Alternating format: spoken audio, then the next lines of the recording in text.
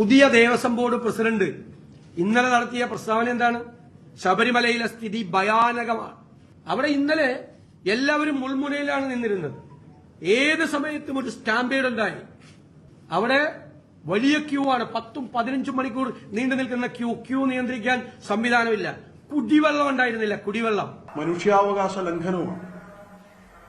കാരണം അത്രയും നേരം ക്യൂവിൽ നിൽക്കുന്ന സമയത്ത് അവർക്ക് മാനുഷികമായ ഒരു കാര്യവും ചെയ്യാൻ സാധിക്കില്ല. ക്യൂവിൽ നിന്ന് പുറത്തിറങ്ങാൻ പറ്റില്ല. അവരുടെ പ്രാഥമിക കാര്യങ്ങൾ നിർവഹിക്കാൻ സാധിക്കില്ല. അവർക്ക് ജീവൻ നിലനിർത്താൻ ആവശ്യമായ പ്രാണവായു പോലും കിട്ടാത്ത രീതിയിലുള്ള അത്യപൂർവമായ തിരക്കായിരുന്നു. കുടിവെള്ളമില്ല. വളരെ പെട്ടെന്ന് ആളുകൾ ആദ്യ ദിവസങ്ങളിൽ തന്നെ വന്നു എന്നുള്ളത് ഒരു അഭൂതപൂർവമായിട്ടുള്ളൊരു പ്രതിഭാസമാണ്.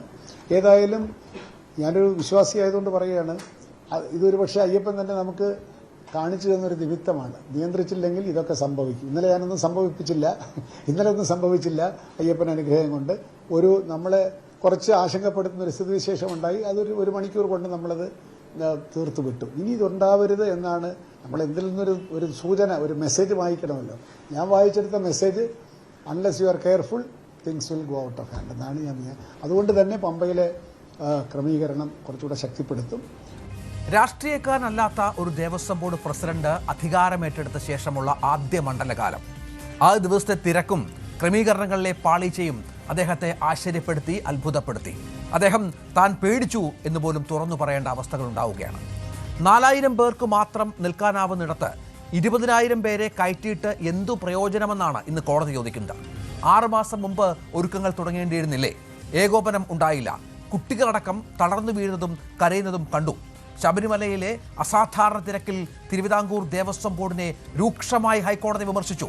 ശബരിമലയിൽ കഴിഞ്ഞ ദിവസം ദൃശ്യമായ അസാധാരണ തിരക്കുമായി ബന്ധപ്പെട്ട് രൂക്ഷമായി ഈ വാദങ്ങൾ കോടതി മുന്നോട്ട് വെക്കുകയായിരുന്നു. ജനത്തിരക്ക് നിയന്ത്രിക്കാനാകാത്തതിന് കാരണം കൃത്യമായ ഏകോപനമില്ലാത്തതാണെന്ന് കോടതി ചൂണ്ടിക്കാട്ടി. തിരുവിതാംകൂർ ദേവസ്വം ബോർഡ് യാതൊരു മുന്നറിയിപ്പും നടത്തിയില്ലെന്ന വിമർശനമാണ് കോടതി ഉയർത്തിയത്. പറഞ്ഞൊന്നും നടന്നില്ലല്ലോ എന്ന് ദേവസ്വം ബോർഡിനോട് ഹൈക്കോടതി ചോദിക്കുകയാണ്. 6 മാസം മുമ്പ് പണികൾ നടക്കണമായിരുന്നുവെന്നും കോടതി പറഞ്ഞു. ഏതായാലും നമുക്കറിയാം, വളരെ പ്രധാനപ്പെട്ട ഒരു ഗൗരവതരമായ സംഗതികളാണ് ഇന്നലെ ഉണ്ടായത്. കുടിവെള്ളം എത്തിക്കുന്നതിൽ പോലും തടസ്സമുണ്ടാകുന്ന പശ്ചാത്തലം ഉണ്ടാവുകയാണ്. ഇന്നലെ തീർത്ഥാടകർ നിരവധി ആളുകൾ തിരിച്ചു പോകുന്ന പശ്ചാത്തലവും മറ്റും നമ്മൾ കണ്ട സാഹചര്യവും ഇന്നുണ്ടായിരുന്നു. അങ്ങനെ ഓരോ തലത്തിലും ഏതൊക്കെ തരത്തിൽ ഇതുമായി ബന്ധപ്പെട്ട ഏകോപനങ്ങൾ ചെയ്യാൻ സാധിക്കുമോ അതൊന്നും ചെയ്യാതെ തീർത്ഥാടകരെ വല്ലാതെ വലച്ച ഒരു മണ്ഡലകാലം, അതിൻ്റെ തുടക്കമാണ് നമ്മൾ കണ്ടത്. പക്ഷേ ഇന്ന് കാര്യങ്ങൾ കുറച്ചുകൂടി സമാധാനപൂർണ്ണമായിട്ടുണ്ട്. വളരെ കൃത്യമായി തന്നെ കാര്യങ്ങൾ ഇന്ന് ഭക്തർക്ക് ദർശനവുമടക്കം ലഭിക്കുന്ന പശ്ചാത്തലം ഉയരുന്നതുകൂടി നമ്മൾ കണ്ടു. അതായത് ദേവസ്വം ബോർഡ് പ്രസിഡന്റ് എന്ന് പറഞ്ഞത് 3 മാസം മുമ്പ് ബോർഡ് മാറണമായിരുന്നു, അല്ലെങ്കിൽ നിലവിലെ ബോർഡ് തുടരണമായിരുന്നു. കോടതി ഒടുവിൽ ഇടപെട്ട് സ്പോട്ട് ബുക്കിംഗ് പരിധി കുറച്ചിരിക്കുകയാണ്. എത്ര ലാഘവത്തോടെയാണ് ഒരു മണ്ഡലകാലത്തെ സർക്കാർ സമീപിച്ചത്. ആഗോള അയ്യപ്പ സംഗമം നടത്താനുണ്ടായിരുന്ന പകുതി ആവേശമെങ്കിലും മണ്ഡലകാല ഒരുക്കങ്ങൾ ഉണ്ടായിരുന്നുവെങ്കിൽ ലക്ഷക്കണക്കിന് അയ്യപ്പ ഭക്തരെ വളയ്ക്കേണ്ടി വരുമായിരുന്നു. ഇപ്പോൾ തിരിച്ചറിവ് ഇനിയുള്ള മണ്ഡലകാല സമയത്തെ സുഗമമാക്കുമോ? ശബരിമലയെ വീണ്ടും കുഴപ്പത്തിലാക്കുന്നോ സർക്കാർ? പ്രൈം ഡിബേറ്റ് ചർച്ച ചെയ്യുന്നു.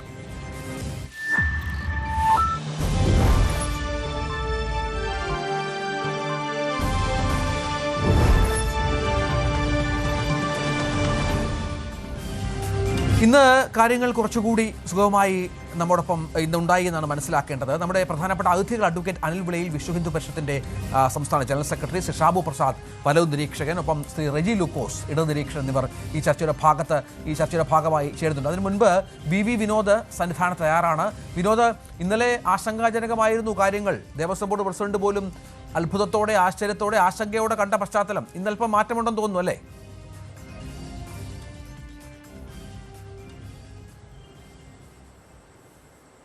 രഞ്ജിത്ത്, നമ്മൾ തൊട്ട് മുൻപാണ് ഈ കരൂർ ദുരന്തം നടന്നത്. ഇന്നലെ അതിന് ഈ ജനത്തിരക്കിന് ദൃക്സാക്ഷിയായതാണ്, നമ്മൾ റിപ്പോർട്ട് ചെയ്തതാണ്. സന്നിധാനത്ത് വെച്ച് വളരെ ഭയപ്പാടോടുകൂടി തന്നെ ദേവസ്വം ബോർഡ് പ്രസിഡന്റ് മാത്രമല്ല, അവിടെ ഉണ്ടായിരുന്ന പോലീസുകാരും മാധ്യമപ്രവർത്തകരും ഉൾപ്പെടെയുള്ളവർ വളരെ ഭയപ്പാടോടുകൂടിയാണ് അവിടെ നിന്നത്. കാരണം നമ്മൾ സോപാനത്തിൽ നിന്ന് നോക്കുമ്പോൾ താഴെ 18ാം പടിക്ക് താഴെ എന്തും സംഭവിക്കാവുന്ന തരത്തിൽ ഒരു തിരമാല പോലെ ജനക്കൂട്ടം ആടി ഉലയുന്ന ഒരു കാഴ്ചയായിരുന്നു.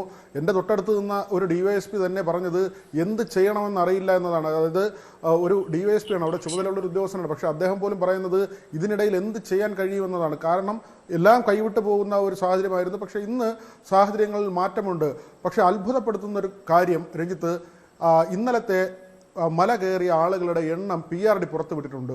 അതിൽ അവർ രേഖപ്പെടുത്തിയിരിക്കുന്നത് 85,000 പേരെന്നാണ്. അതായത് ദേവസ്വം ബോർഡ് തന്നെ പറയുന്നത് 70,000 പേർക്ക് വെർച്വൽ ക്യൂ വഴിയും 20,000 പേർക്ക് സ്പോട്ട് ബുക്കിംഗ് വഴിയും സന്നിധാനത്തേക്ക് വരാം. ദേവസ്വം ബോർഡ് പ്രസിഡന്റ് പറയുന്നു ഒരു 10,000 കൂടി വെക്കൂ, അങ്ങനെയെങ്കിൽ 1,00,000 പേരെ നമുക്ക് ഒരു ദിവസം സന്നിധാനത്തേക്ക് കയറ്റിവിടാമെന്ന് ദേവസ്വം ബോർഡ് പ്രസിഡന്റ് പറയുന്നു. അദ്ദേഹം വെറുമൊരു പ്രസിഡന്റ് അല്ല, ശബരിമല ഉന്നതാധികാര സമിതിയുടെ അധ്യക്ഷനായിരുന്നു, ശബരിമല സ്പെഷ്യൽ ഓഫീസറായിരുന്നു, ചീഫ് സെക്രട്ടറി ആയിരുന്നു, ദീർഘകാലം ശബരിമലയുമായി ബന്ധമുള്ള ആളാണ്. അദ്ദേഹം വളരെ കൃത്യമായി പറയുന്നു. മാത്രമല്ല നമുക്കും അറിയാം, വളരെ മുൻപ് നമ്മൾ ശബരിമല റിപ്പോർട്ടിങ്ങിനൊക്കെ വരുമ്പോൾ 1.25 ലക്ഷം പേരോ അതിൽ കൂടുതലോ ആളുകൾ ശബരിമലയിലേക്ക് വരുന്ന സമയമുണ്ട്. മകരവിളക്ക് ഒരുപക്ഷെ ഒരു പുല്ലുമേട് ദുരന്തം മാറ്റി വെച്ച് കഴിഞ്ഞാൽ ഈ സമീപകാലത്തൊന്നും ശബരിമലയിൽ അങ്ങനെ വലിയ ദുരന്തമുണ്ടായിട്ടില്ല. പക്ഷേ മകരവിളക്കിന് ശബരിമലയിലേക്ക് എത്തുന്ന അയ്യപ്പ ഭക്തരുടെ എണ്ണം എത്രയാണ്? അപ്പോഴൊന്നും ഉണ്ടാകാത്തൊരു കാഴ്ചയാണ് ഇന്നലെ ഉണ്ടായത്. കണക്കിൽ പറയുന്നത് 85,000. ഈ വനമേഖലയിൽ കൂടെ പലരും കടന്നു കയറി എന്ന് വിചാരിച്ചാൽ പോലും ഈ പറയുന്ന 90,000-മോ 1,00,000-മോ എത്തില്ല. അങ്ങനെ ദേവസ്വം ബോർഡിന്റെ എണ്ണത്തിലേക്ക് പോലും എത്താത്ത ഒരാൾക്കൂട്ടം എങ്ങനെ സംഭവിച്ചു എന്നതിലാണ് വലിയ ദുരൂഹത അവശേഷിക്കുന്നത്. അവിടെ ചില സംശയങ്ങളുണ്ട്. ഈ വിർച്വൽ ക്യൂവിലെ രജിസ്ട്രേഷനുമായി ബന്ധപ്പെട്ട് അത് പരിശോധിക്കണമെന്ന് പലരും ആവശ്യപ്പെടുന്നുണ്ട്. കാരണം ഒരേ സമയത്ത് 1 മണിക്കൂറിൽ 4,000 പേരെ കയറ്റിവിടാൻ കഴിയുന്ന സ്ഥലത്ത് അതിൽ കൂടുതൽ ആളുകൾ, ഒരുപക്ഷെ അതിലെ എററായിരിക്കാം, അല്ലെങ്കിൽ അതിൽ ഒരു മാനിപ്പുലേഷൻ എന്ന ഒരു ഗുരുതരമായ ആരോപണം പല കോണുകളിൽ നിന്ന് ഉയർന്നു വരുന്നുണ്ട്. ഇന്നലെ എന്തും സംഭവിക്കാവുന്ന ഒരു സാഹചര്യമായിരുന്നു ശബരിമലയിൽ ഉണ്ടായിരുന്നത്. ഹിന്ദു ഐക്യവേദിയുടെ നേതാവ് വത്സൻ തില്ലങ്കേരി ഇന്ന് അദ്ദേഹത്തിൻ്റെ വാർത്താ സമ്മേളനം സന്നിധാനത്തുണ്ടായിരുന്നു. കഴിഞ്ഞ ദിവസം അദ്ദേഹം ഇവിടെ ഉണ്ടായിരുന്നു. കഴിഞ്ഞ ദിവസം ഉച്ചയ്ക്ക് 3:30 മണിക്ക് അദ്ദേഹത്തിൻ്റെ വാർത്താ സമ്മേളനം പറഞ്ഞിരുന്നതാണ്. ആ വാർത്താ സമ്മേളനം നടന്നില്ല. ഇന്ന് അദ്ദേഹം വാർത്താ സമ്മേളനം നടത്തി. അപ്പോൾ സ്വാഭാവികമായി ഒരു ചോദ്യം ചോദിച്ചു. ഈ കോൺഗ്രസും CPI-യും ഒക്കെ ഉന്നയിക്കുന്ന കാര്യമുണ്ട്. തൃശ്ശൂർ പൂരം അലങ്കോലപ്പെട്ടപ്പോൾ അവിടെ BJP നേതാക്കൾ, RSS നേതാക്കൾ വളരെ പെട്ടെന്ന് എത്തിയെന്നത് CPI നേതാക്കൾ ഉന്നയിച്ച ആരോപണമാണ്. K. രാജൻ ഉന്നയിച്ച ആരോപണമാണ്. VS സുനിൽകുമാർ ഉന്നയിച്ച ആരോപണമാണ്. ശബരിമലയിൽ ഇതിന് തൊട്ട് മുമ്പത്തെ വർഷം MR അജിത്കുമാറിന് സുരക്ഷാ ചുമതല ഉണ്ടായിരുന്നപ്പോൾ ആകെ അലങ്കോലപ്പെട്ടത് എല്ലാവരും കണ്ടതാണ്. നിലയ്ക്കലിൽ കുടിവെള്ളം പോലും കിട്ടാതെ കുഞ്ഞുങ്ങൾ വാവിട്ട് കരയുന്ന ഒരു കാഴ്ചയുണ്ടായിരുന്നു. ശബരിമലയിൽ സ്ത്രീ പ്രവേശവുമായി ഉണ്ടായ കലാപം നമുക്കറിയാം. ഇന്നലെ ശബരിമലയിൽ സംഭവിക്കാമായിരുന്ന ഒരു കാര്യം. ഇതെല്ലാം ആത്യന്തികമായി BJPക്കും സംഘപരിവാർ സംഘടനകൾക്കും വലിയ ഗുണകരമായി മാറുന്നത് എന്ന ചോദ്യത്തിന് അദ്ദേഹം പറഞ്ഞത് CPM ശ്രമിക്കുന്നത് ശബരിമലയെ തകർക്കാനാണ്, ശബരിമലയെ രക്ഷിക്കാനല്ല. അപ്പോൾ മറ്റു തരത്തിലുള്ള ചോദ്യങ്ങൾക്കോ ആരോപണങ്ങൾക്കോ യാതൊരു തരത്തിലുള്ള അടിസ്ഥാനമില്ല. ഇത് കോൺഗ്രസും CPI-യും ആവർത്തിച്ചുന്നയിക്കുന്ന ആരോപണമാണ്. ഏതായിരുന്നാലും ഇങ്ങനെ പ്രധാനപ്പെട്ട അമ്പലങ്ങളിൽ കുഴപ്പമുണ്ടാകുമ്പോൾ അതിൻ്റെ ആത്യന്തികമായ ഗുണം കിട്ടുന്നത് BJPക്കും RSS-നും അല്ലെങ്കിൽ അതുപോലെ സംഘപരിവാർ സംഘടനകൾക്കുമാണെന്ന കാര്യം പകൽ പോലെ വ്യക്തമാണ്. ഏതായിരുന്നാലും ഇന്നലെ വലിയൊരു അപകടം ഇവിടെ ഒഴിവാകുന്നു. ഇന്ന് ഹൈക്കോടതിയുടെ ഉത്തരവ് വന്നിരിക്കുന്നു. 5,000 പേരെ മാത്രം സ്പോട്ട് ബുക്കിങ്ങിലൂടെ കയറ്റിവിട്ടാൽ മതിയെന്ന്. അങ്ങനെയെങ്കിൽ ദേവസ്വം ബോർഡ് പറയുന്ന കണക്കിന് അടുത്ത് പോലും എത്തുന്നില്ല. 70,000 പേർ വെർച്വൽ ക്യൂ പ്ലസ് ഈ 5,000 പേർ, അതായത് 75,000 പേർ. പക്ഷേ ഇന്ന് കാര്യങ്ങൾ അല്പം കൂടി സുഗമമായി പോയി എന്നാണ് മനസ്സിലാക്കേണ്ടത്. ഇന്നലത്തെ ഒരു ആശങ്കയൊക്കെ ഒഴിഞ്ഞ ഒരു ദിനം കൂടിയായിരുന്നു. നന്ദി വിനോദ്. നമുക്ക് ചർച്ചകൾ അതികളിലേക്കൊന്ന് പോകണം. അതിന് മുൻപ് ഇന്ന് Devaswom board president Shri K. Jayakumar, അദ്ദേഹം ഹൈക്കോടതി വിധി വന്നതിന് ശേഷം മാധ്യമങ്ങളോട് സംസാരിച്ച ആ വാക്കുകൾ ഒന്ന് കേൾക്കാം വളരെ പെട്ടെന്ന്. എനിക്ക് പറഞ്ഞാല് 6 മാസത്തിന് മുമ്പ് ആരംഭിക്കേണ്ടത് തന്നെയാണ്, അതിനെപ്പറ്റി സംശയമില്ല. കുറെ ക്രമീകരണങ്ങൾ ആരംഭിക്കുകയും ചെയ്തു. പക്ഷെ പലതും അതിന്റെ ഫലപ്രാപ്തിയിലെത്തിയില്ല. ഒരുപക്ഷെ ബോർഡ് ഒഴിയുന്നത് കൊണ്ടായിരിക്കാം പല എടുത്ത തീരുമാനങ്ങൾ പലതും പൂർണ്ണമായ അർത്ഥത്തിൽ നടപ്പിലായില്ല. അതാണ് ഞാനിപ്പോൾ ചെയ്തുകൊണ്ടിരിക്കുന്നത്. ഇവരെടുത്ത തീരുമാനങ്ങൾ നടപ്പിലാവുക, എന്തെങ്കിലും എടുക്കാത്ത തീരുമാനങ്ങൾ ഉണ്ടെങ്കിൽ അത് എടുത്തുകൊണ്ട് മുമ്പോട്ട് പോകുക. ഇനിയിപ്പോൾ അതൊന്നും പറഞ്ഞിട്ട് കാര്യമില്ല. കുറേയൊക്കെ കാര്യങ്ങൾ ബോർഡ് ചെയ്തിരുന്നു, പക്ഷെ പല തീരുമാനങ്ങളും ഫലപ്രാപ്തിയിലെത്തിയില്ല എന്നുള്ളത് ശരിയാണ്. നമ്മളിപ്പോൾ നവംബർ 15-ാം തീയതി ഒരു പുതിയ ബോർഡ് വരികയും മറ്റേ ബോർഡ് 13-ാം തീയതി ഇറങ്ങുകയൊക്കെ ചെയ്യുമ്പോൾ ഈ ഒരു ട്രാൻസിഷൻ ഫേസിലെ ഈ ഒരു ഫെസ്റ്റിവൽ നടക്കുന്ന ഒരു ട്രാൻസിഷൻ ഫേസ് ഈ ഒരു ഘട്ടത്തിൽ വന്നതിന്റെ എല്ലാ ബുദ്ധിമുട്ടുകളും ഉണ്ട്. അത് ഗവൺമെന്റിന്റെ ശ്രദ്ധയിൽ ഞാൻ പെടുത്തുന്നുണ്ട്. ഈ ഘട്ടത്തിലല്ല ഒരു ബോർഡ് മാറേണ്ടത്. ഇതിന് മുമ്പ് മാറണമല്ല, ഇതിന് ശേഷം മാറണം. ശ്രീ റജി ലൂക്കോസ്, ദേവസ്വം ബോർഡ് പ്രസിഡന്റിന് ചില തിരിച്ചറിവുകൾ ഉണ്ടായിരിക്കുന്നു. അദ്ദേഹം നമുക്കറിയാം രാഷ്ട്രീയക്കാരനല്ലാത്ത ഒരു ദേവസ്വം ബോർഡ് പ്രസിഡന്റാണ്. ഈ വലിയ വിവാദങ്ങൾ, സ്വർണ്ണ കൊള്ളയുമായി ബന്ധപ്പെട്ട വിവാദങ്ങളൊക്കെ നിൽക്കുമ്പോൾ വന്ന ഒരു ബോർഡ് മാറ്റമാണ്. ഒരുപക്ഷെ അതില്ലായിരുന്നെങ്കിൽ പഴയ ദേവസ്വം ബോർഡ് തന്നെ തുടർന്നേനെ, അതിനുള്ള സാഹചര്യങ്ങളൊക്കെ ഒരുങ്ങി വരികയായിരുന്നു. പക്ഷേ ഒട്ടും അവധാനതയില്ലാതെ ഈ മണ്ഡലകാലത്തിന്റെ തുടക്കത്തിൽ ഒരു ദേവസ്വം ബോർഡിനെ മാറ്റിയതിന്റെ മുന്നൊരുക്കങ്ങൾ ഇല്ലാത്തതിന്റെ പരിണിത ഫലമാണോ ഇപ്പോൾ യഥാർത്ഥത്തിൽ കഴിഞ്ഞ ദിവസങ്ങളിലൊക്കെ അയ്യപ്പ ഭക്തർ അനുഭവിച്ചത്? അല്ല, ദേവസ്വം ബോർഡിനെ മാറ്റിയത് ഈ സർക്കാരിന്റെ ഏറ്റവും നല്ല തീരുമാനം. ആരോപണ വിധേയരായി സംശയത്തിന്റെ മുന്നിൽ നമ്മുടെ ബഹുമാനപ്പെട്ട ഹൈക്കോടതി ഒരു പരാമർശം നടത്തിയപ്പോൾ ശ്രീ പ്രസാദിനെ സംബന്ധിച്ചുള്ള വളരെ ക്ലീൻ ചിറ്റ് ആയിട്ടുള്ള ഒരു വ്യക്തിയാണെന്ന് നമുക്ക് അറിയാമെങ്കിലും അദ്ദേഹത്തിനെ മാറ്റി വളരെ എഫിഷ്യന്റ് ആയിട്ടുള്ള, ഇതുവരെ ഒരു പരാതികൾക്ക് ഇടവ് വെക്കാതെ കൊണ്ട് ചീഫ് സെക്രട്ടറി സ്ഥാനത്തും ഇതിനു മുമ്പ് ദേവസ്വം കമ്മീഷനൊക്കെ ആയിട്ടുള്ള ജയകുമാർ സാറിനെ അവിടെ പ്രസിഡന്റാക്കിയ ഒരു നല്ല തീരുമാനം. ഒരു കാര്യം ഞാൻ സമ്മതിക്കുന്നു, ആദ്യത്തെ 1-2 ദിവസങ്ങളിൽ അഭൂതപൂർവമായ തിരക്കിന്റെ ഫലമായിട്ട് അവിടെ കുറച്ച് പ്രശ്നങ്ങളുണ്ടായി. ശുചിമുറികളുടെ കാര്യത്തിൽ അവിടെ വിഷയങ്ങളുണ്ടായി, കുടിവെള്ളം കിട്ടുന്ന കാര്യത്തിൽ അവിടെ അപര്യാപ്തത ഉണ്ടായി, ഒക്കെ സത്യമാണ്. അപ്പൊ നമ്മളൊക്കെ ആ ഡിബേറ്റിൽ പങ്കെടുത്തതാണ്. പക്ഷെ അതിന്റെ പേരിൽ സർക്കാർ ശബരിമല തകർക്കാൻ ശ്രമിക്കുന്നത് പറഞ്ഞാൽ ഇനി അത് ജനങ്ങളുടെ മുമ്പിൽ വില പോകത്തില്ല. ഞാനൊരു ഉദാഹരണം പറയാം. കഴിഞ്ഞ വർഷം ഈ ദേവസ്വം ബോർഡ് മന്ത്രിയുടെ ചാർജ് എടുക്കുന്നത് ഏതാണ്ട് ഈ സമയത്തിന് തൊട്ട് മുമ്പാ, ഒരു 10-15 ദിവസം മുമ്പാ VN വാസവൻ ആ വകുപ്പ് ഏറ്റെടുക്കുന്നത്. അതിനുശേഷം കെ മുരളീധരൻ, അതുപോലെ തന്നെ നമ്മുടെ വി മുരളീധരൻ, പ്രതിപക്ഷ നേതാവൊക്കെ ശബരിമല ദർശനത്തിൽ ചെന്നപ്പോൾ ശബരിമല വെച്ചതിനെ തന്നെ അവർ അഭിപ്രായപ്പെട്ടു വളരെ സുഗമമായിട്ട് ഏറ്റവും ഭംഗിയായിട്ടാണ് ഇത്തവണത്തെ ശബരിമല ദർശനം അതിന്റെ പരിപാടികൾ നടന്നുകൊണ്ടിരിക്കുന്നത്. അവർ പ്രശംസിച്ചു. ഇത്തവണ ഈ തുടക്കത്തിൽ വെച്ച് പാളിച്ചകളെ പറ്റി നിസ്സംശയമാണ്. പക്ഷെ പറ്റിയ പാളിച്ച എവിടുന്നാണ്? നിലയ്ക്കലിൽ നിന്നും ഈ അനിയന്ത്രിതമായിട്ട് ഈ ഭക്തരെ കൊണ്ട് കയറ്റിവിട്ടതിൽ നിന്നുണ്ടായ ഒരു പാളിച്ചയാണ്. പിന്നെ ഈ പറയുന്ന എരുമയിൽ നടന്നു പോകുന്ന ഒരു സത്രത്തിൽ നടന്നു പോകുന്ന അതിലൊന്നും അധികം ഇല്ലെങ്കിൽ പോലും ഇതെല്ലാം കൂടെ പോയപ്പോൾ ഉണ്ടൊരു കൺഫ്യൂഷൻ. ഇന്നാണെങ്കിൽ കേന്ദ്രസേനയെ അവിടെ വിളിച്ചു. സാങ്കേതിക പ്രശ്നമുണ്ട്. റെജി ലൂക്കോസ് കേൾക്കാമോ?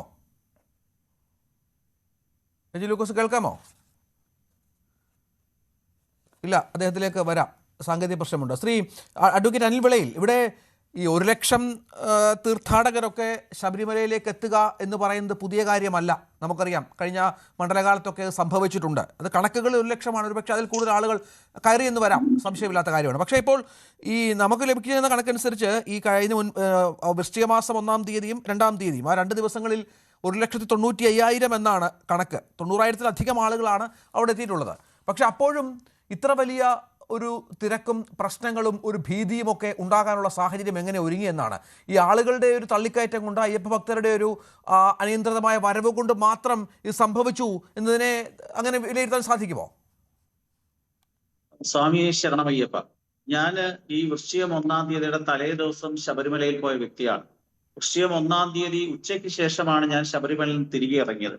ഞാൻ ഉൾപ്പെടെയുള്ള വ്യക്തികൾ അനുഭവിച്ച ബുദ്ധിമുട്ടുകളും പ്രയാസങ്ങളും വിവരണാതീതം തന്നെയാണ്. എനിക്ക് തോന്നുന്നു ഈ ചർച്ചയിൽ പങ്കെടുക്കുന്ന ശ്രീ രഞ്ജിത്ത് രാമേന്ദ്രൻ ഉൾപ്പെടെയുള്ള ആൾക്കാർ ആരും തന്നെ നേരിട്ട് ശബരിമലയിലെ പ്രശ്നങ്ങളിൽ പങ്കാളികളായവരോ ബുദ്ധിമുട്ടുകൾ അനുഭവിക്കുകയോ ചെയ്തവരല്ല എന്നാണ് എനിക്ക് തോന്നുന്നത്. തീർച്ചയായിട്ടും ശബരിമല എന്ന് പറഞ്ഞൊരു ആഗോള തീർത്ഥാടന കേന്ദ്രം തന്നെയാണ്. ശ്രീ രഞ്ജിത്ത്, 2 ചോദ്യങ്ങൾ ഞാൻ താങ്കളോട് ചോദിക്കുകയാണ്. നമ്മൾ എന്തിനാണ് ശബരിമലയിൽ വെർച്വൽ ക്യൂ സംവിധാനം ഏർപ്പെടുത്തിയത്? ശബരിമലയിലെ യാതൊരു നിയന്ത്രണവുമില്ലാതെ, ഒരു എണ്ണം അറിയാൻ വേണ്ടി ഒരു നിയന്ത്രണവുമില്ലാതെ അയ്യപ്പ ഭക്തന്മാർ കടന്നു വരരുത്. വരുന്ന അയ്യപ്പ ഭക്തന്മാരെ നിയന്ത്രിക്കാൻ കൃത്യമായ എണ്ണം അയ്യപ്പ ഭക്തന്മാരെ സുഗമമായ ദർശനം അവർക്ക് ഒരുക്കി കൊടുക്കുക എന്ന ലക്ഷ്യത്തോടു കൂടിയായിരുന്നു ശബരിമലയിലെ വെർച്വൽ ക്യൂ സംവിധാനം ഏർപ്പെടുത്തിയത്. പക്ഷെ ശബരിമലയിൽ നടക്കുന്നത് ശുദ്ധ തട്ടിപ്പാണ്. വെർച്വൽ ക്യൂ എന്ന് പറയുന്ന തട്ടിപ്പ് അതൊരു ഉള്ളി രജിസ്ട്രേഷൻ മാത്രമാണ്. വെർച്വൽ ക്യൂ എന്ന് പറഞ്ഞാൽ നമ്മൾ തിരുപ്പതി ക്ഷേത്രത്തിൽ ദർശനം നടത്തിയിട്ടുള്ള ധാരാളം ആൾക്കാർക്കറിയാം എങ്ങനെയാണ് വെർച്വൽ ക്യൂ സംവിധാനം പ്രവർത്തിക്കുന്നത്.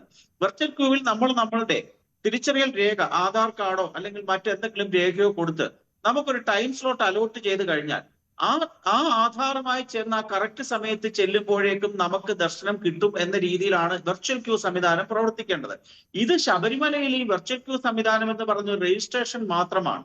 ഈ ഡേറ്റ തട്ടിപ്പിന് വേണ്ടി, ഡേറ്റ കച്ചവടത്തിന് വേണ്ടി ആരോ ഉണ്ടാക്കി കൊടുത്തിട്ടുള്ള ഒരു പദ്ധതി മാത്രമാണ് ഈ വെർച്വൽ ക്യൂ സംവിധാനം എന്ന് പറഞ്ഞത്.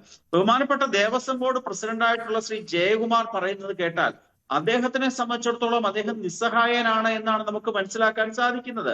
ജയകുമാർ നായർ പിടിച്ചൊരു പുലിവാലാണ് ദേവസ്വം ബോർഡ് പ്രസിഡന്റ് സ്ഥാനമെന്ന് 2 ദിവസം കൊണ്ട് നമുക്ക് തന്നെ കാണാൻ സാധിക്കുന്നുണ്ട്. എന്താണെന്ന് പറയാൻ കാര്യം, ശബരിമല ക്ഷേത്രം എന്ന് പറയുന്നത് ബാക്കി ക്ഷേത്രങ്ങളിൽ നിന്ന് വളരെ വ്യത്യസ്തമായിട്ടുള്ള സാഹചര്യങ്ങളുള്ള ഒരു ക്ഷേത്രമാണ്. അത് ഭൂമിശാസ്ത്രപരമായിട്ട് ആയിക്കൊള്ളട്ടെ, ശബരിമലയുമായി ബന്ധപ്പെട്ട ആചാരാനുഷ്ഠാനങ്ങളുടെ കാര്യത്തിലായിക്കൊള്ളട്ടെ, ഒക്കെ തന്നെ ശബരിമല ഒരു വ്യത്യസ്തമായ ക്ഷേത്രമാണ്. ശബരിമല ക്ഷേത്രത്തിനെ സംബന്ധിച്ചിടത്തോളം അതിന്റെ ആധ്യാത്മികമായിട്ടുള്ള വശവും അതിന്റെ ചൈതന്യവും നശിപ്പിക്കുക എന്നുള്ളത് കേരളത്തിലെ CPM എന്ന് പറഞ്ഞ പാർട്ടിയുടെ പ്രധാനപ്പെട്ട ലക്ഷ്യമാണ് എന്ന് കഴിഞ്ഞ കുറെ കാലമായിട്ട് ശബരിമലയുമായി ബന്ധപ്പെട്ട കാര്യങ്ങളെ പറ്റി പരിശോധിക്കുമ്പോൾ നമുക്ക് കാണാൻ സാധിക്കും. ശബരിമലയിലെ ക്രൗഡ് മാനേജ്മെന്റ്, നമ്മൾ എല്ലാവരും എല്ലാ ചർച്ചകളിലും എടുത്തുപയോഗിക്കുന്ന രണ്ട് വാക്കുകളാണ് ക്രൗഡ് മാനേജ്മെന്റ്, ക്രൗഡ് കൺട്രോൾ. ഈ കേരള പോലീസിനെ സംബന്ധിച്ചിടത്തോളം ക്രൗഡ് മാനേജ്മെന്റ് എന്താണെന്ന് അവർക്ക് അറിയത്തേയില്ല. അവർക്കറിയാവുന്ന ഒരു സംവിധാനം ക്രൗഡ് കൺട്രോൾ ആണ്. അതിനവർ ഉപയോഗിക്കുന്ന എന്താണ്? 2-3 വടങ്ങളാണ്. വടങ്ങൾ കെട്ടി ഭക്തജനങ്ങളെ തടയുന്നതിനാണ് അവർ ക്രൗഡ് മാനേജ്മെന്റ് എന്ന് പറയുന്നത്. യഥാർത്ഥത്തിൽ അത് ക്രൗഡ് മാനേജ്മെന്റ് അല്ല, ക്രൗഡ് കൺട്രോൾ ആണ്. ക്രൗഡ് മാനേജ്മെന്റ് എന്താണെന്ന് അറിയണമെന്നുണ്ടെങ്കിൽ തിരുപ്പതി ക്ഷേത്രത്തിലേക്ക് പോകണം. ഓരോ പോയിന്റുകളിൽ 20ഓ 25ഓ പോയിന്റുകളിൽ കൃത്യമായ ഭക്തന്മാരെ ഇരുത്തി അവർക്ക് ഭക്ഷണവും അവർക്ക് പ്രാഥമിക കൃത്യങ്ങൾ നിർവഹിക്കാനുള്ള സൗകര്യങ്ങളും ചെയ്തു കൊടുത്തുകൊണ്ട് കൃത്യമായ ഇടവേളകളിൽ ആൾക്കാരെ കയറ്റിവിടുന്ന ഒരു സംവിധാനമാണ് ക്രൗഡ് മാനേജ്മെന്റ് എന്ന് പറയുന്നത്. ഈ കേരള പോലീസിനെ സംബന്ധിച്ചിടത്തോളം എന്താണ് ചുക്കെന്താ ചുണ്ണാമ്പ് എന്താന്ന് അറിയാത്ത രീതിയിൽ അവർ 2 വളം ഉപയോഗിച്ച് അയ്യപ്പ ഭക്തന്മാരെ, കൊച്ചു കുട്ടികള്, പ്രായമായ സ്ത്രീകള്, വിദൂര സ്ഥലങ്ങളിൽ നിന്ന് യാത്ര ചെയ്ത് വലഞ്ഞു വന്ന അയ്യപ്പ ഭക്തന്മാർ, ഇവരെയൊക്കെ വടം കെട്ടി തടഞ്ഞു നിർത്തുകയാണ്. ഇവർക്ക് പ്രാഥമികമായിട്ടുള്ളൊരു കാര്യം നിർവഹിക്കാൻ പോലുമുള്ള സ്ഥല സൗകര്യമില്ല, ഇവർക്ക് കുടിവെള്ളം കിട്ടുന്നില്ല. ഇക്കാര്യങ്ങൾ നമ്മൾ ശ്രദ്ധിക്കേണ്ടതുണ്ട്. ശബരിമല കാനന പാത അല്ലെ ശബരിമല തീർത്ഥാടന പാത എന്ന് പറഞ്ഞ് ശരണം വിളികളാൽ മുഖരിതമാകേണ്ട പാത ഇന്ന് നിലവിളികളാൽ മുഖരിതമാകുന്നു എന്നുള്ള ഒരു വളരെ ദയനീയമായ കാഴ്ച ശബരിമലയിൽ നമുക്ക് കാണാൻ സാധിക്കുന്നു. ശ്രീ അൽവിളയില് വളരെ സ്തുത്യർഹമായി ഈ താങ്കൾ പറഞ്ഞ സേവനം ചെയ്ത ഒരു പോലീസ് സംവിധാനം ഇവിടെ ഉണ്ടായിരുന്നു. നമുക്കറിയാം ഇന്നലെയൊക്കെ 18-ാം പടി കയറ്റിവിട്ട ഭക്തരുടെ എണ്ണത്തിലുണ്ടായ കുറവ്. അതായത് നേരത്തെ പറഞ്ഞൊരു പ്രധാനപ്പെട്ട കാര്യം അതുതന്നെയാണ്, മുന്നൊരുക്കങ്ങൾ. അതായത് എല്ലാ ദേവസ്വം ബോർഡും പറയും ഇനിയുള്ള 10 മാസം ഞങ്ങളുടെ ലക്ഷ്യമെന്ന് പറയുന്നത് അടുത്ത മണ്ഡലകാലത്തിലേക്കുള്ള ഒരുക്കങ്ങളാണ് എന്നുള്ളതാണ്. ഇപ്പോൾ സ്ഥാനമൊഴി ദേവസ്വം ബോർഡ് പ്രസിഡന്റും പലപ്പോഴും മാധ്യമങ്ങളോട് പറഞ്ഞിരുന്നത് ഞങ്ങൾ ഈ സ്വർണ്ണപ്പാളി വിവാദത്തിൽ ശ്രദ്ധിക്കുന്നില്ല, മണ്ഡലകാലവുമായി ബന്ധപ്പെട്ടുള്ള മുന്നൊരുക്കങ്ങളിലാണ് എന്നാണ്. അങ്ങനെ വലിയ തോതിൽ ഈ പ്രഖ്യാപനങ്ങളും പ്രസ്താവനകളും വീരവാദങ്ങളും ഒക്കെ നടത്തിയിട്ടും ഈ വലിയ പ്രശ്നം ഉണ്ടാവുകയാണ്. ഈ തുടക്ക ദിവസം 1 ലക്ഷം പേർ വരുമെന്നുള്ളത് വലിയ കണക്കൊന്നുമല്ല. നമുക്കറിയാം എന്താണ് സംഭവിക്കുക മണ്ഡലകാലത്ത് എന്നുള്ളത്. പ്രത്യേകിച്ച് വെർച്വൽ ക്യൂ സംവിധാനമൊക്കെ ഉള്ളപ്പോൾ ആളുകളുടെ എണ്ണത്തിലുമൊക്കെ ഉണ്ടാകുന്ന ഒരു വർധനവും എത്ര പേർ വരുമെന്നുമൊക്കെ ഏകദേശം ഊഹിക്കാവുന്നതേ ഉള്ളൂ. എന്നിട്ടും ഇത് സംഭവിച്ചു എന്നുള്ളതാണ്. കഴിഞ്ഞ കുറെ കാലമായി, കഴിഞ്ഞ 6 വർഷക്കാലത്തിനുള്ളിലെ തീർത്ഥാടന കാലത്തിനും ഒരു തീർത്ഥാടന കാലത്തിനും അടുത്ത തീർത്ഥാടന കാലത്തിനും ഇടയ്ക്കുള്ള ഇടവേളകളിൽ ഈ ദേവസ്വം ബോർഡ് ശ്രദ്ധിക്കുന്നത് എന്തിന്റെ മുന്നൊരുക്കമാണ്? മോഷ്ടിക്കാൻ വേണ്ടിയുള്ള മുന്നൊരുക്കങ്ങൾ നടത്തുമ്പോൾ അവർക്ക് ഭക്തജനങ്ങൾക്ക് ആവശ്യമായ സൗകര്യങ്ങൾ ചെയ്തു കൊടുക്കുന്നതിന്റെ മുന്നൊരുക്കങ്ങളെ പറ്റി ശ്രദ്ധിക്കാനേ നേരമുണ്ടായിട്ടില്ല. പ്രത്യേകിച്ച് കഴിഞ്ഞ 1 വർഷക്കാലം നമ്മൾ പരിശോധിക്കുകയാണെങ്കിൽ കഴിഞ്ഞ സെപ്റ്റംബർ തൊട്ട് തന്നെ ശബരിമലയിലെ മോഷണങ്ങളുടെ തെളിവുകൾ നശിപ്പിക്കാൻ വേണ്ടിയുള്ള വെപ്രാളത്തിലായിരുന്നു ദേവസ്വം ബോർഡും കേരളത്തിലെ CPM ഉൾപ്പെടെയുള്ള രാഷ്ട്രീയ പ്രസ്ഥാനങ്ങളും. അവരവിടെ യാതൊരു മുന്നൊരുക്കങ്ങളും നടത്തിയിട്ടില്ല എന്ന് നിലവിലെ ദേവസ്വം ബോർഡ് പ്രസിഡന്റായിട്ടുള്ള ശ്രീ ജയകുമാർ വളരെ വ്യക്തമായി സൂചിപ്പിക്കുകയുണ്ടായല്ലോ. നമ്മൾ ശ്രദ്ധിക്കേണ്ടത് പമ്പയിൽ നടന്ന ആഗോള അയ്യപ്പ നിക്ഷേപക സംഗമമുണ്ടല്ലോ, എന്തായിരുന്നു ശ്രീ റെജി ലൂക്കോസ് അതിന്റെ ലക്ഷ്യം? ശബരിമലയിലെ തീർത്ഥാടനം സുഗമമാക്കുക, ശബരിമലയിൽ എത്തുന്ന ഭക്തന്മാർക്ക് ആവശ്യമായിട്ടുള്ള അടിസ്ഥാന സൗകര്യങ്ങൾ കൃത്യമായി വികസിപ്പിച്ച് നൽകുക. ഈ 2 ലക്ഷ്യങ്ങളായിരുന്നല്ലോ അതിന്റെ പിറകിൽ ഉണ്ടായിരുന്നത്. പക്ഷേ എന്തുകൊണ്ട് സാധിച്ചില്ല? ഈ ലക്ഷ്യങ്ങൾ 1% വിജയിച്ചിരുന്നുവെങ്കിൽ ഈ വൃശ്ചിക മാസം 1-ാം തീയതിയും 2-ാം തീയതിയും ഈ കേരളത്തിന്റെ ഈ ലോകത്തിന്റെ വിവിധ ഭാഗങ്ങളിൽ എത്തിയിട്ടുള്ള അയ്യപ്പ ഭക്തന്മാർക്ക് ഈ ബുദ്ധിമുട്ടുകൾ ഉണ്ടാകുമായിരുന്നോ? നമ്മൾ ശ്രദ്ധിക്കണം. അത് വളരെ പ്രധാനപ്പെട്ട ചോദ്യമാണ്. അൽവിളയില് നമുക്കറിയാം ക്രൗഡ് മാനേജ്മെന്റ് ഇതിന്റെ വളരെ സെമിനാറുകളിലെ വളരെ പ്രധാനപ്പെട്ട ഒരു ടോപ്പിക് ആയിരുന്നു. റെജി ലൂക്കോസ്. രഞ്ജിത്ത്, അത് തീർച്ചയായിട്ടും ഞാൻ അതിനോട് അംഗീകരിക്കുന്നതാണ്. കാരണം ശബരിമലയെ സംബന്ധിച്ചോളം ഇപ്പോൾ വന്നിരിക്കുന്നത് അഭൂതപൂർവമായിട്ടുള്ള ഭക്തജനങ്ങളുടെ ഒരു ഒഴുക്കായിരുന്നു.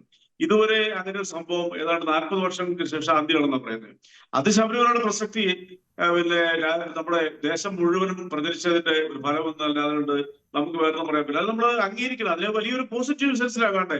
പക്ഷെ നിയന്ത്രിക്കുന്നതിൽ അല്പം പെശവ് പറ്റി. 1,53,000 ആളുകൾ 2 ദിവസം കൊണ്ട് അവിടെ പ്രവേശിച്ചു. പിന്നെ ബഹുമാനപ്പെട്ട അനിൽവിളയിൽ ഒരു ആരോപണം, അതായത് വെർച്വൽ ക്യൂ, അത് ബഹുമാനപ്പെട്ട ഹൈക്കോടതി അംഗീകരിച്ച ഒരു സംഭവമാണ്. കോവിഡിന് ശേഷം പകർച്ചവ്യാധികൾ ഉണ്ടായിരിക്കാൻ വേണ്ടിയിട്ട് കഴിഞ്ഞ വർഷം അത് വളരെ ക്ലാസിക് ആയിട്ട് തന്നെ സുഗമമായിട്ട് നടന്നു. അതുകൊണ്ടാണ് ഈ പറയുന്ന പ്രതിപക്ഷ നേതാക്കളൊക്കെ അവിടെ വന്ന് സഹായിച്ചത്. ഇത്തവണ വന്നൊരു പാളിച്ച തന്നെയാണ്, ഇത് യാതൊരു സംശയമില്ല. പക്ഷെ ഇന്നു മുതൽ അതിനോട് വന്നിട്ട് മാറ്റി. ഞാനൊരു ഉദാഹരണം പറയാൻ സമയം തരണം. ബഹുമാനപ്പെട്ട പിന്നെ ഏതോ ഒരു മാധ്യമ പ്രവർത്തകർ, എനിക്കറിയാം മാധ്യമം, ആ മാധ്യമം പിന്നെ കുറച്ച് സ്ത്രീകൾ അടങ്ങുന്ന ഒരു വലിയ സംഘം പിന്നെ പകുതി ദൂരം താണ്ടിയതിനു ശേഷം ഭയന്ന് മടങ്ങിപ്പോയി, കരുനാഗപ്പള്ളിയിലുള്ളത്. ബഹുമാനപ്പെട്ട അവിടുത്തെ പിന്നെ സ്പെഷ്യൽ ചാർജുള്ള ADGP S. ശ്രീജിത്ത് പമ്പയിലേക്ക് വിളിച്ച് ഉദ്യോഗസ്ഥരെ വിളിച്ച് അവരെ പോലീസ് വാഹനത്തിൽ മടക്കിക്കൊണ്ടുവന്ന് അവരെ പിന്നെ സന്നിധാനത്തിൽ എത്തിച്ചു.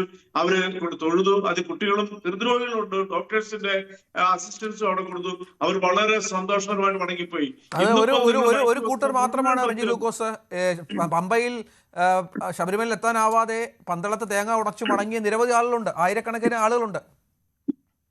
അല്ല, ശരിയാണ്. ഞാൻ പറഞ്ഞില്ല, നമ്മൾ വസ്തുതകളെ നിഷേധിച്ച് ചർച്ചയിൽ പങ്കെടുക്കുന്നത് ശരിയില്ലെന്ന് വിശ്വസിക്കുന്ന ആളാണ്. അങ്ങനെ സംഭവിച്ചു. അതിന്റെ കാരണം ഒരിക്കലും പ്രതീക്ഷിക്കാത്തതുള്ള അയ്യപ്പന്മാരുടെ ഒഴുക്ക് അത് ക്രമാതീതമായി വർദ്ധിച്ചപ്പോൾ വന്ന ഒരു നിയന്ത്രണക്കുറവ് സത്യമാണ്. പക്ഷെ ഇന്ന് അതെല്ലാം മാറ്റി ഇന്ന് കൃത്യമായി നല്ലൊരു ചാനലിലൂടെ അത് കൃത്യമായി പൊയ്ക്കൊണ്ടിരിക്കുന്നു. 5000-ൽ പേര് പരം ആളുകൾക്ക് ഒരു കാരണവശാലും സ്പോട്ട് ഇത് കൊടുക്കാൻ പാടില്ല എന്ന്, ബുക്കിംഗ് കൊടുക്കാൻ പാടില്ല എന്നുള്ള സ്ട്രിക്റ്റായ അത് ഇന്ന് മുതലൂടെ പാലിച്ചു. നിലയ്ക്കലിൽ നിന്നുള്ള അയ്യപ്പന്മാരെ കൺട്രോൾ ചെയ്യുന്നു. ഇപ്പൊ സുഖമായിട്ട് തന്നെ മാറി. ഇനി നമ്മൾ ഒരു തരത്തിലും ഒരു വിമർശനമായിട്ട് വരേണ്ട ആവശ്യമുണ്ടെന്ന് എനിക്ക് തോന്നുന്നില്ല. കാരണം പാളിച്ചകൾ സംഭവിച്ചു. ചെറിയ ചെറിയ പാളിച്ചകൾ ഉണ്ടാകാത്ത എന്ത് സംരംഭങ്ങളാണ് നമ്മുടെ നാട്ടിലുള്ളത്. പ്രത്യേകിച്ച് അവിടെ ശ്രദ്ധിക്കുന്നത്, ശബരിമല പോലെയുള്ള ഒരു സന്നിധാനത്തേക്ക് വ്രതാനുഷ്ഠിച്ചു വരുന്ന ഭക്തജനങ്ങൾക്ക് അസൗകര്യം ഉണ്ടാകാൻ പാടില്ലായിരുന്നു എന്ന നിലപാടുകാരനാണ് ഞാൻ. പക്ഷെ സംഭവിച്ചു പോയി. അത് വന്നിരിക്കുന്ന ഒരു ചെറിയ ഒരു പ്രശ്നമാണ്. അത് വളരെ ക്ലിയർ ആയിട്ട് തന്നെ പരിഹരിച്ചു. ഇപ്പൊ സുഗമമായിട്ട് തന്നെ അവരുടെ അയ്യപ്പ ദർശനം നടത്തുന്നു. 79 പേരെ ഒരു മിനിറ്റിൽ 79 പേരെ പിന്നെ 18 പടി ചവിട്ടി മോളിൽ കയറാനുള്ളത് അത് 60-65 കുറഞ്ഞു. പക്ഷെ വീണ്ടും അത് പൂർവ്വസ്ഥിതിയിലേക്ക് വന്നിരിക്കുന്നു. അതുകൊണ്ട് ഇനിയുള്ള കാര്യങ്ങളൊക്കെ ഇനി ഫർദറായിട്ട് എന്തെങ്കിലും വീഴ്ചകളുണ്ടെങ്കിൽ നമുക്ക് വിമർശിക്കാം, കൂടെ ഞാനും ഉണ്ടാവും. പക്ഷെ ഇപ്പോൾ അതെല്ലാം മാറി സുഗമമായിട്ട് കാര്യങ്ങൾ പോകുന്നു. ഇനി ശബരിമലയെ വിമർശനത്തിന് വിധേയമാക്കി അതിലെ ചർച്ചകളിലൂടെ ഇങ്ങനെ ആ രീതിയിൽ പോകരുത് എന്നൊരു റിക്വസ്റ്റ് ഉണ്ട്. കാരണം ശബരിമല എന്ന് പറയുന്നത് പരിപാവനമായ ഒരു തീർത്ഥാടന കേന്ദ്രമാണ്. അവിടെ സംഭവിക്കാൻ പാടില്ല എന്ന് 1-2 കാര്യങ്ങൾ സംഭവിച്ചു. ബാക്കി വെച്ചാൽ നിങ്ങൾ റിപ്പോർട്ടർ പറഞ്ഞ പോലെ ഒന്നും സംഭവിക്കാതിരുന്നത്, കരൂര് ഒന്നും സംഭവിക്കാതിരുന്നത് വലിയ ഭാഗ്യമാണ്. റെജി ലൂക്കോസ്, താങ്കൾ പറയുന്ന പോലെ ശബരിമലയെ കുറിച്ചുള്ള നമ്മൾ എപ്പോഴും ആഗ്രഹിക്കുന്നത്, ഈ ഫ്ലോറിൽ നിന്ന് ആഗ്രഹിക്കുന്നത് നല്ല കാര്യങ്ങൾ മാത്രം പറയണമെന്നും അതുമായി ബന്ധപ്പെട്ട് ചർച്ച ചെയ്യണമെന്നും ഒക്കെയാണ്. പക്ഷെ എന്ത് ചെയ്യാം, കഴിഞ്ഞ കുറേ ദിവസങ്ങളായി ഞങ്ങൾക്ക് ചർച്ച ചെയ്തിട്ട് വരുന്നത് ശബരിമല സ്വർണ്ണക്കൊള്ളയുമായി ബന്ധപ്പെട്ടാണ്. കഴിഞ്ഞ കുറേ ദിവസങ്ങളായി 2 ദിവസമായെങ്കിലും ഞങ്ങൾക്ക് ചർച്ച ചെയ്യേണ്ടി വരുന്നത് അവിടുത്തെ തീർത്ഥാടകരുടെ വല്ലാത്ത അവസ്ഥ. ഈ ശരണം വിളിച്ച്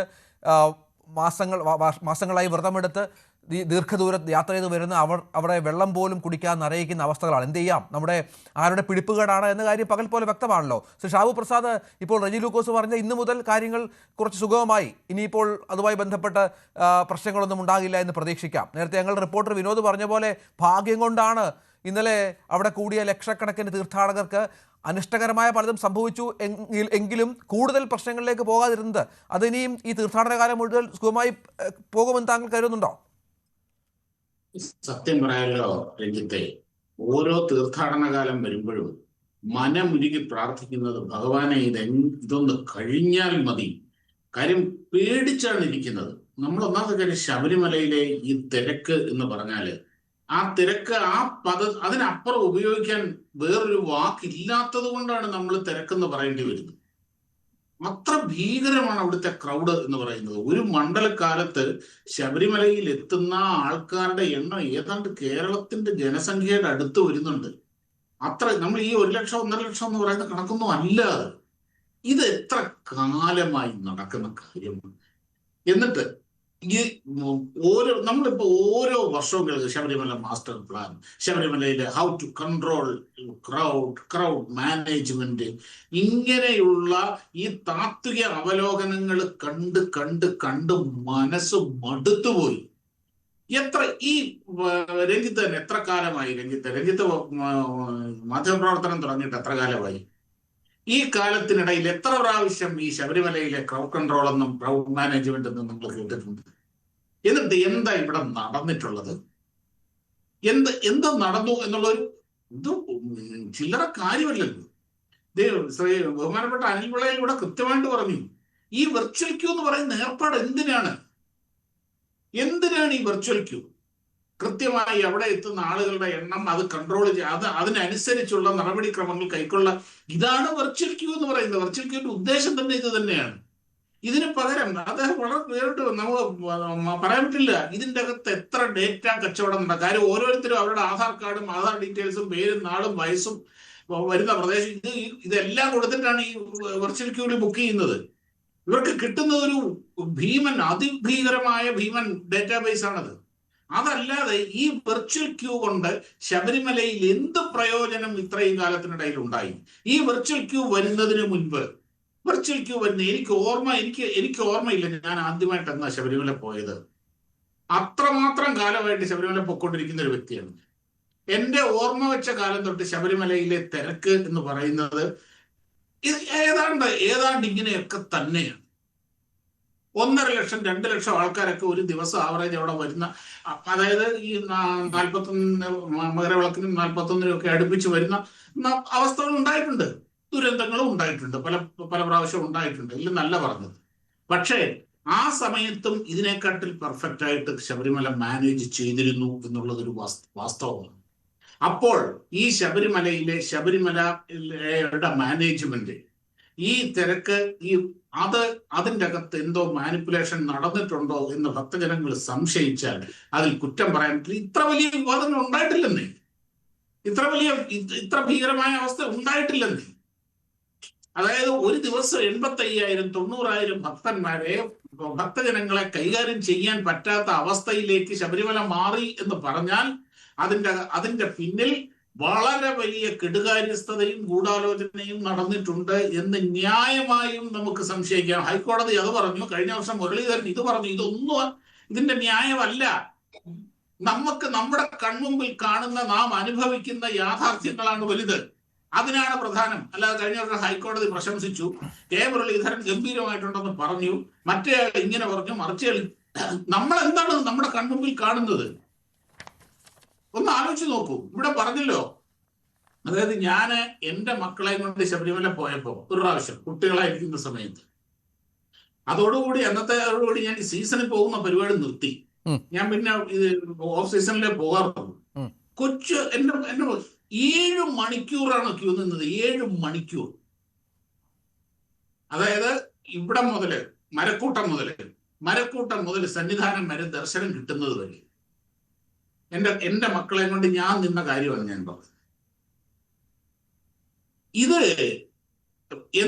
ശബരിമല ഒരു കാനന ക്ഷേത്രമാണ്, അയ്യപ്പൻ ഒരു വനദേവതയാണ്. ഈ യാഥാർത്ഥ്യങ്ങളെല്ലാം ഉൾക്കൊണ്ടുകൊണ്ട് എത്ര ആൾക്കാരെ അവിടെ ഒരേ സമയം ഉൾക്കൊള്ളാൻ കഴിയും? ഇതെല്ലാം ഉൾക്കൊണ്ടുകൊണ്ട് വേണ്ടേ അവിടേക്ക് ആ ക്രൗഡ് മാനേജ്മെന്റിന്റെ സിസ്റ്റം തീരുമാനിക്കാൻ? അതൊന്നുമില്ലാതെ എല്ലാം അയ്യപ്പന് വിട്ടുകൊടുത്തുകൊണ്ട് എന്തെങ്കിലും നടക്കട്ടെ എന്ന് നമുക്ക് വിചാരിച്ചാൽ എന്തായിരിക്കും ശബരിമലയുടെ അവസ്ഥ? ഒന്ന് ആലോചിച്ച് നോക്കൂ. എന്ത് വേണം കാണിക്കട്ടെ, ഇത് പണ്ടാരം ഇതൊന്ന് കഴിഞ്ഞു കിട്ടിയാൽ മതി എന്നുള്ള മട്ടിലാണ് ഈ കേരള സർക്കാർ, ഈ കേരള ഗവൺമെന്റ് ഈ കാര്യങ്ങളാണ് നിൽക്കുന്നത്. ഒരവധാനതയും ഇല്ലാതെ, ഒരു ഉത്തരവാദിത്വ ബോധവും ഇല്ലാതെ. എന്തോ ഒരു ശല്യമോ, കുറെ അയ്യപ്പന്മാരും ഉണ്ട്, കുറെ ഇതുകൊണ്ട്. ഇതാണ് ഇവരുടെ മനോഭാവം. ആ കിട്ടുന്ന കാശ് മാത്രം, അവരിവിടെ ചെലവാക്കുന്ന പണം മാത്രം മതി. ഇയാള് തൊഴുതാലും ശരി, തൊഴുതില്ലെങ്കിലും ശരി, കണ്ടാലും ശരി, കണ്ടില്ലെങ്കിലും ശരി, ഇതാണ് അവിടെ നടക്കുന്നത്. ഇത് സാധാരണഗതിയിൽ ഇന്ന് 1-ാം തീയതി നട തുറക്കുന്ന സമയത്ത് ഈ ദേവസ്വം മന്ത്രി എന്ന് പറയുന്ന ആ സാധനം ആരായാലും അതിന്റെ മുമ്പില് ഇങ്ങനെ കയ്യും കെട്ടി ഒരു നിപ്പിൻ ഉണ്ടായിരുന്നു, ഒരു ടാബ്ലോ പോലെ നിൽക്കുന്ന ഒരു സീൻ. അല്ല, ഇത്തവണ അതിനൊരു പരിമിതി ഉണ്ടായിരുന്നു. തദ്ദേശ തെരഞ്ഞെടുപ്പിന്റെ വിജ്ഞാപനമൊക്കെ വന്ന പശ്ചാത്തലത്തിൽ മന്ത്രിക്ക് നേരിട്ട് ഇത് വിലയിരുത്താൻ സാധിക്കില്ല, ഉദ്യോഗസ്ഥരുടെ യോഗം വിളിക്കാൻ സാധിക്കില്ല.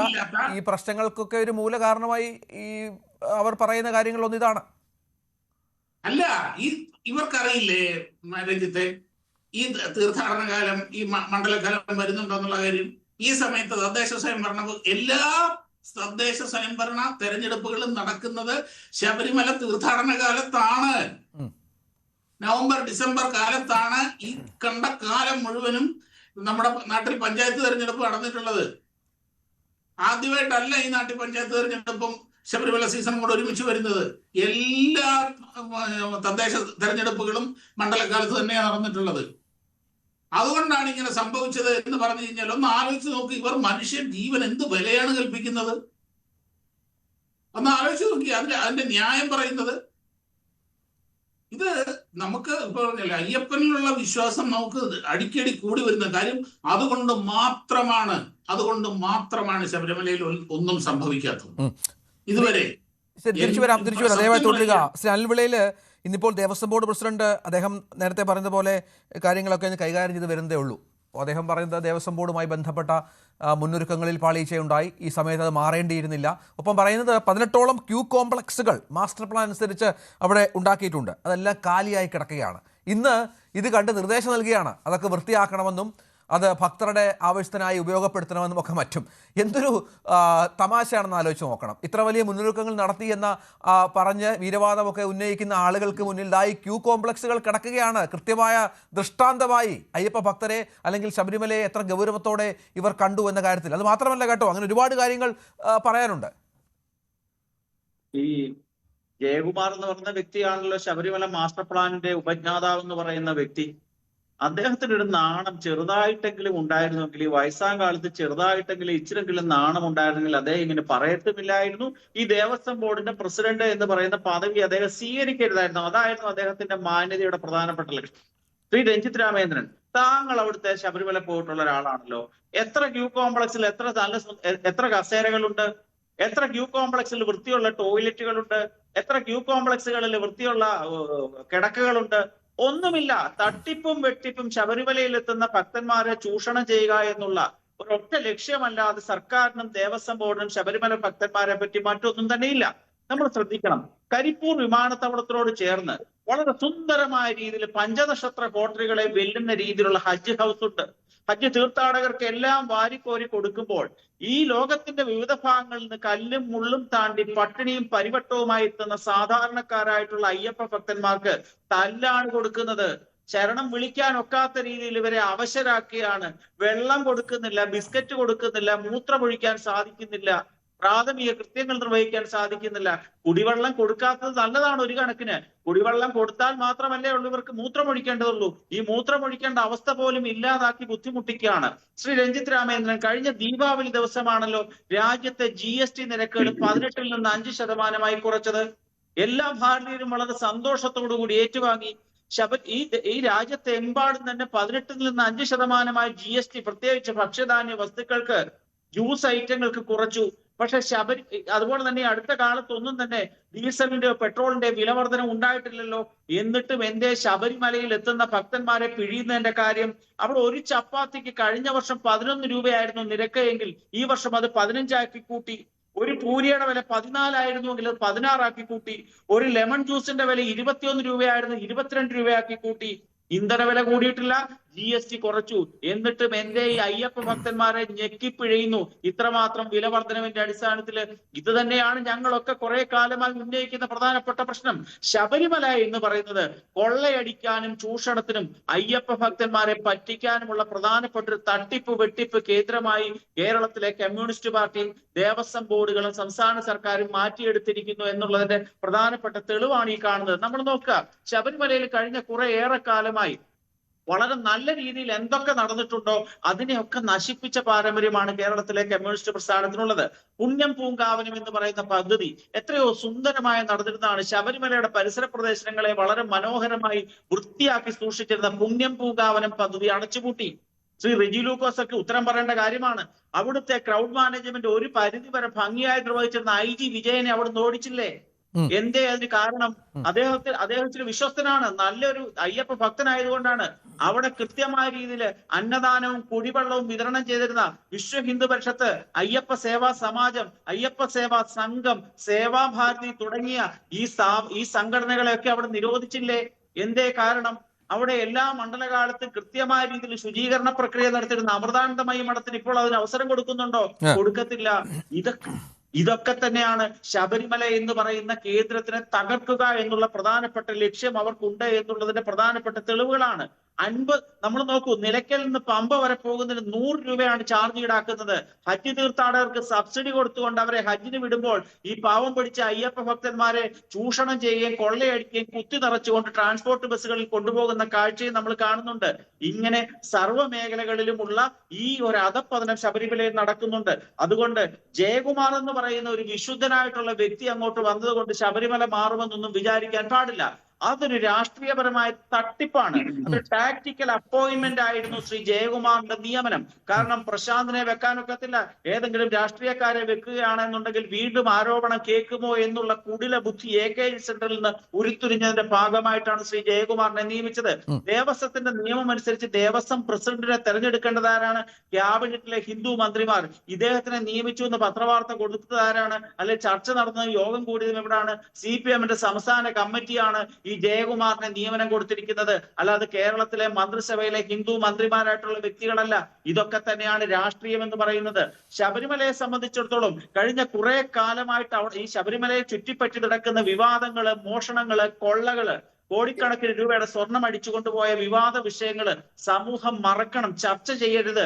കുറച്ചു നാളത്തെങ്കിലും അതിന്റെ മറവിലെ ചർച്ച ഇല്ലാതാക്കിക്കൊണ്ട് അതിന്റെ മറവിൽ തെളിവുകൾ നശിപ്പിക്കുകയും എന്തേ പത്മകുമാറിനെ അറസ്റ്റ് ചെയ്യുന്നില്ല, അതേപോലെ തന്നെ എന്തേ ജയശ്രീയെ അറസ്റ്റ് ചെയ്യുന്നില്ല, ഈ വിവാദങ്ങൾ പൊതുസമൂഹം മറക്കാൻ വേണ്ടി കൃത്യമായ പ്ലാനിങ്ങോടുകൂടിയാണ് ശബരിമലയിൽ ഇത്തരത്തിലുള്ള ഒരു നിഷ്ക്രിയമായിട്ടുള്ള അവസ്ഥ. ഇവിടെ നമുക്കറിയാം ഏത് സാഹചര്യത്തിലാണ് ആ ദേവസ്വം ബോർഡ് മാറേണ്ടി വന്നത് എന്നുള്ളത്. ഞാൻ ആദ്യം പറഞ്ഞതുപോലെ ഒരുപക്ഷെ വിവാദം ഉണ്ടായിരുന്നില്ല എങ്കിൽ ആ ദേവസ്വം ബോർഡ് തുടർന്നേനെ. പക്ഷെ അപ്പോഴും പുറത്ത് പറഞ്ഞുകൊണ്ടിരുന്നത് ഞങ്ങൾ ശബരിമല ഒരുക്കത്തിൻ്റെയൊക്കെ തിരക്കിലാണ്, അതൊക്കെ വളരെ കൃത്യമായി മുന്നോട്ട് പോകുന്നുണ്ട് എന്നുള്ളതാണ്. മനസ്സിലാക്കേണ്ടത് ഈ വിവാദങ്ങളിലൊക്കെ അമ്പരന്ന ദേവസ്വം ബോർഡ് പ്രസിഡന്റും മെമ്പർമാരും ഒക്കെ ഈ ഒരുക്കങ്ങളുമായി ബന്ധപ്പെട്ട് യാതൊരു മുന്നൊരുക്കങ്ങളും നടത്തിയിട്ടില്ല ശബരിമല മണ്ഡലകാലവുമായി ബന്ധപ്പെട്ട് എന്നുള്ളതാണ്. അത് യാതൊരു സംശയവുമില്ല, അക്ഷന്തവ്യമായ തെറ്റാണ്. ദേവസ്വം മന്ത്രി എന്ന് പറഞ്ഞ ആൾ ഇതുമായി ബന്ധപ്പെട്ട് ശ്രദ്ധയെടുത്തിരുന്നില്ല. അദ്ദേഹത്തിൻ്റെയും ശ്രദ്ധയൊക്കെ ഈ സ്വർണ്ണക്കൊള്ളയും അതിൻ്റെ എന്താണ് സംഭവിക്കാൻ പോകുന്നു എന്നുള്ള കാര്യത്തിലൊക്കെയാണ്. മറ്റൊന്ന്, ശ്രീ അനിൽവിളയിൽ പറഞ്ഞതുപോലെ ഇതുമായി ബന്ധപ്പെട്ട് പ്രവർത്തിച്ച നിരവധി സംഘടനകളുണ്ട്. സേവാഭാരതിയെ മാറ്റി നിർത്തുന്നതിൽ നമുക്കൊരു പക്ഷേ ഒരു പരിധിവരെ രാഷ്ട്രീയം കാണാം. പക്ഷേ അയ്യപ്പ സേവാ സംഘം, അമൃതാനന്ദമയി മഠം തുടങ്ങിയ സംഘടനകൾ അവിടെ വർഷങ്ങളായി പ്രവർത്തിച്ച് പരിചിതമായ സംഘടനയാണ്. അവരൊക്കെ മാറിയതിന് തിക്തഫലങ്ങൾ അവിടെ സംഭവിക്കുന്നുമുണ്ട്. ഞാനൊക്കെ ശബരിമല പോകുമ്പോൾ വെള്ളം നൽകാനും ഭക്ഷണം നൽകാനും ഒക്കെ മുന്നിൽ നിന്നിരുന്ന സംഘടനകളാണ്, സേവനം നടത്തിയിരുന്നവരാണ് ഇവരൊക്കെ. ഇവരെയൊക്കെ പൂർണ്ണമായും ഒഴിവാക്കി. രഞ്ജിത്ത്, ഈ ശബരിമല ഞാനും പോയിട്ടുള്ളതാണ്. എന്റെ രണ്ട് ഈ ചർച്ച പങ്കിടുന്ന പ്രിയപ്പെട്ട ഷാഹു പ്രസാദും അനിൽ സാറൊക്കെ ഞങ്ങൾ സുഹൃത്തുക്കളാണ്. എനിക്ക് പറയാനുള്ളത് ഇവരെ രണ്ടുപേരുടെ വാദഗതികള് സത്യത്തിൽ ശബരിമല സന്ദർശിക്കുന്ന അയ്യപ്പന്മാര് തുടക്കത്തിൽ പ്രശ്നങ്ങളൊക്കെ ഉണ്ടായി. അത് എവിടെയാണെങ്കിലും സംഭവിക്കാൻ പാടില്ലാത്തത് തന്നെയാണ്. പക്ഷെ മറ്റു പല സ്ഥലങ്ങളിൽ സംഭവിച്ചിട്ടുണ്ട്. അഭൂതപൂർവമായിട്ട് ഭക്തജനങ്ങൾ തുടക്കത്തിൽ വെരി ഫസ്റ്റ് ഡേ മുതൽ അവിടെ വരിക എന്ന് പറഞ്ഞാൽ അത് ശരിക്കും ഈ ഗവൺമെന്റിന്റെ അയ്യപ്പ ക്ഷേത്രത്തിനോടുള്ള, ശബരിമല ക്ഷേത്രത്തിനോടുള്ള അതിന് ആഗോള അയ്യപ്പ സംഘവുമായിട്ട് വന്ന പബ്ലിസിറ്റിയുടെ ഒക്കെ ഫലമായിട്ടാണ് ഇത്രയും ആള് കൂടിയതെന്ന് പറഞ്ഞാൽ ഇവര് നിഷേധിക്കും. പക്ഷെ അതാണ് അതിന്റെ ഫാക്ട്. അല്ലെങ്കിൽ ഇത്രയും ഞാൻ പറഞ്ഞു 10-42 വർഷങ്ങൾക്ക് ഞാൻ അന്വേഷിച്ചപ്പോൾ മനസ്സിലായത് 10-42 വർഷങ്ങൾക്ക് ശേഷം ആദ്യമായിട്ടാണ് തുടക്കത്തിൽ ഇത്രയും ഭക്തர்களാണ് വന്നത്. അത് ശബരിമലയോടുള്ള പൊതുസമൂഹത്തിൽ രാജ്യത്തിലുള്ള ജനങ്ങളുടെ ഭക്തരുടെയും സ്നേഹവും ഈ ഗവൺമെന്റിന്റെ അതിനനുസരിച്ചുള്ള നീക്കങ്ങളുമാണ് അതിന് റിസൾട്ട് വന്നത്. പക്ഷേ അവിടെ ചില പാളിച്ചകൾ വന്നു, ഞാൻ നിഷേധിക്കുന്നില്ല. ഇപ്പൊ ഒരു ഉദാഹരണം, ഇവിടെ വെർച്വൽ ക്യൂ എന്തിനാണെന്ന് ഇവിടെ ഞാൻ വീണ്ടും അഭിപ്രായം പറയാം. ഈ പറയുന്ന തിരുപ്പതി ക്ഷേത്രത്തിൽ ഞാൻ അവിടെ പോകുന്ന കാലത്ത് വെർച്വൽ ക്യൂ ഒന്നുമില്ല. തിരുപ്പതി ക്ഷേത്രത്തിൽ വെർച്വൽ ക്യൂ ഉണ്ട്. അത് എല്ലാ ദിവസവും ഉണ്ട്, വർഷങ്ങളാണ്. കാരണം അവിടെ 365 ദിവസവും തീർത്ഥാടനമുള്ളതാണ്. ശബരിമലയെ സംബന്ധിച്ചുള്ള 1-ാം തീയതി മുതൽ 6-7 ദിവസവും പിന്നെ ഈ 60 ദിവസവും അതിനിടയ്ക്ക് 2 ദിവസത്തെ ഗ്യാപ്പ് ഉണ്ട്. പക്ഷെ നമ്മൾ മനസ്സിലാക്കേണ്ടത് സാറിനെ തടസ്സപ്പെടുത്തുകയല്ല. വെർച്വൽ ക്യൂ എന്താണെന്ന് പഠിക്കണമെങ്കിൽ തിരുപ്പതി പോകണം. അവിടാണ് വെർച്വൽ ക്യൂ ഉള്ളത്. ഇവിടെ വെർച്വൽ ക്യൂ അല്ല, ഇവിടെ ഓൺലി രജിസ്ട്രേഷൻ ആണ്. തട്ടിപ്പാണ്. ഡേറ്റ കച്ചവടത്തിന് വേണ്ടി ഉണ്ടാക്കിയിട്ടുള്ള സംവിധാനമാണ് വെർച്വൽ ക്യൂ എന്ന് പറഞ്ഞാൽ. കൊടുക്കുന്ന ആധാറിനനുസരിച്ച് രജിസ്റ്റർ ചെയ്തിട്ട് അവിടെ ചെന്ന് അത് കാണിച്ച് ദർശനം നടത്തുകയാണ്. ഇവിടെ എന്താണ്? ഇവിടെ ഒരു നിയന്ത്രണവുമില്ല. ഒരു ഡേറ്റ കളക്ട് ചെയ്യുന്നു, പിന്നെ തോന്നിയവാസമാണ്, അഴിച്ചു വിട്ടിരിക്കുകയാണ്. അതുകൊണ്ട് സാറ് ദയവായിട്ട് ഈ വിഡിത്തം പറഞ്ഞ ജനങ്ങളെ പറ്റിക്കരുത്. ഇത്തരത്തിലുള്ള കാര്യങ്ങൾ പറഞ്ഞിട്ട് വെർച്വൽ ക്യൂ അല്ല, രജിസ്ട്രേഷൻ ഓൺലി ഫോർ തട്ടിപ്പിന് വേണ്ടിയുള്ള ഒരു സംവിധാനം മാത്രമാണ് പമ്പയിലും അല്ലെങ്കിൽ വേറെ സ്ഥലങ്ങളിൽ. അല്ല, അന്ന് ഈ ശബരിമല ലോകത്തിലെ ഏറ്റവും നല്ല സൗകര്യത്തോടുകൂടി തീർത്ഥാടനം ആയിട്ട് നടത്തിയാലും നിങ്ങൾ ഇതിനെ കുറ്റപ്പെടുത്തുള്ളൂ. കാരണം നിങ്ങളുടെ പിന്നെ സംഘടനയുടെ പ്രത്യേകത. നിങ്ങൾക്ക് ഒരിക്കലും ഇത് അംഗീകരിക്കാൻ പറ്റത്തില്ല. അത് സ്വാഭാവികം, ഇത് കേൾക്കുന്ന പ്രേക്ഷകർക്ക്. അതുകൊണ്ട് അതിനെ ഞാൻ കഠിനമായി അങ്ങനെ റജി ലൂക്കോസ്, കഴിഞ്ഞ വർഷം ഈ പ്രശ്നമൊന്നും ഉണ്ടായില്ലെന്നേ, സുഗമമായി മുന്നോട്ട് പോയി, കുറ്റപ്പെടുത്തൽ നമ്മൾ കാര്യമായി കേട്ടില്ല. അല്ല, അത് ഞാൻ ഈ ചർച്ച തുടക്കത്തിൽ പറഞ്ഞല്ലോ. ഇവരുടെ ഈ പറയുന്ന പിന്നെ നമ്മുടെ പ്രതിപക്ഷ നേതാവ്, പ്രതിപക്ഷ രണ്ട് നേതാക്കന്മാർ, പ്രതിപക്ഷ നേതാവ് ഉൾപ്പെടെ വി മുരളീധരനെ പോലെയുള്ളവരും ഒക്കെ അവിടെ ചെന്നിട്ട് അവിടെ നിന്ന് മാധ്യമങ്ങളോട് പറഞ്ഞു ഏറ്റവും നല്ല രീതിയിൽ നടക്കുന്നു. ഇന്ന് അവിടെ നിങ്ങൾ മൈക്ക് വെച്ചാൽ തീർത്ഥാടകർ മുഴുവൻ പറയുന്നത് ഇന്ന് വളരെ സുഖമാണ്, ഞങ്ങൾ വി ആർ വെരി ഹാപ്പി, ഞങ്ങൾക്ക് വെള്ളം കിട്ടുന്നുണ്ട്, ശുചിമുറികൾക്ക് പ്രശ്നമില്ല, ഡോക്ടേഴ്സിന്റെ അസിസ്റ്റൻസ് ഉണ്ട്, ഇതെല്ലാം അവർ പറയുന്നു. അത് 2 ദിവസത്തെ ചെറിയ അപാകതകൾ മാറി.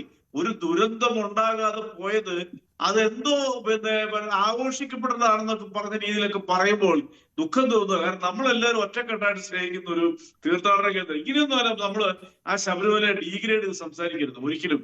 അത് തെറ്റാന്ന് വിശ്വസിക്കുന്ന ഒരാളാണ് ഞാനൊരു ഉദാഹരണം പറയാം. അതായത് ശബരിമല തീർത്ഥാടകർ അവിടെ എത്തിച്ചേരുമ്പോൾ അവിടെ സ്ഥിരമായിട്ട് അവരെ ആക്ഷേപിക്കുകയോ അവരെ കൊള്ളയടിക്കുകയോ അവർക്ക് വേണ്ട സൗകര്യങ്ങൾ ചെയ്യാതെ അധിക്ഷേപിക്കുകയോ ചെയ്യുവാണെങ്കിൽ ഞാൻ റിപ്പീറ്റ് ചെയ്തൊരു ചോദ്യം ചോദിക്കാം. ഈ ഇത്രയ്ക്കും അധികം തീർത്ഥാടകർ വരുമോ? വരത്തില്ല.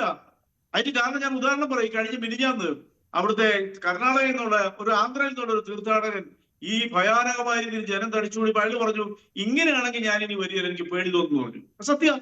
പക്ഷേ അത് ആ ഒറ്റ ദിവസം കൊണ്ട് അത് തീർന്നു. അപ്പൊ ഞാൻ ചോദിക്കുന്നത്, ഇപ്പൊ ശബരിമലയിൽ ദുരന്തങ്ങൾ ഉണ്ടാകാതെ പോയതാണോ നിങ്ങൾക്ക് ബുദ്ധിമുട്ടെന്ന് ചോദിച്ചാൽ കുറ്റം പറയുമോ കേൾക്കുന്നവര്?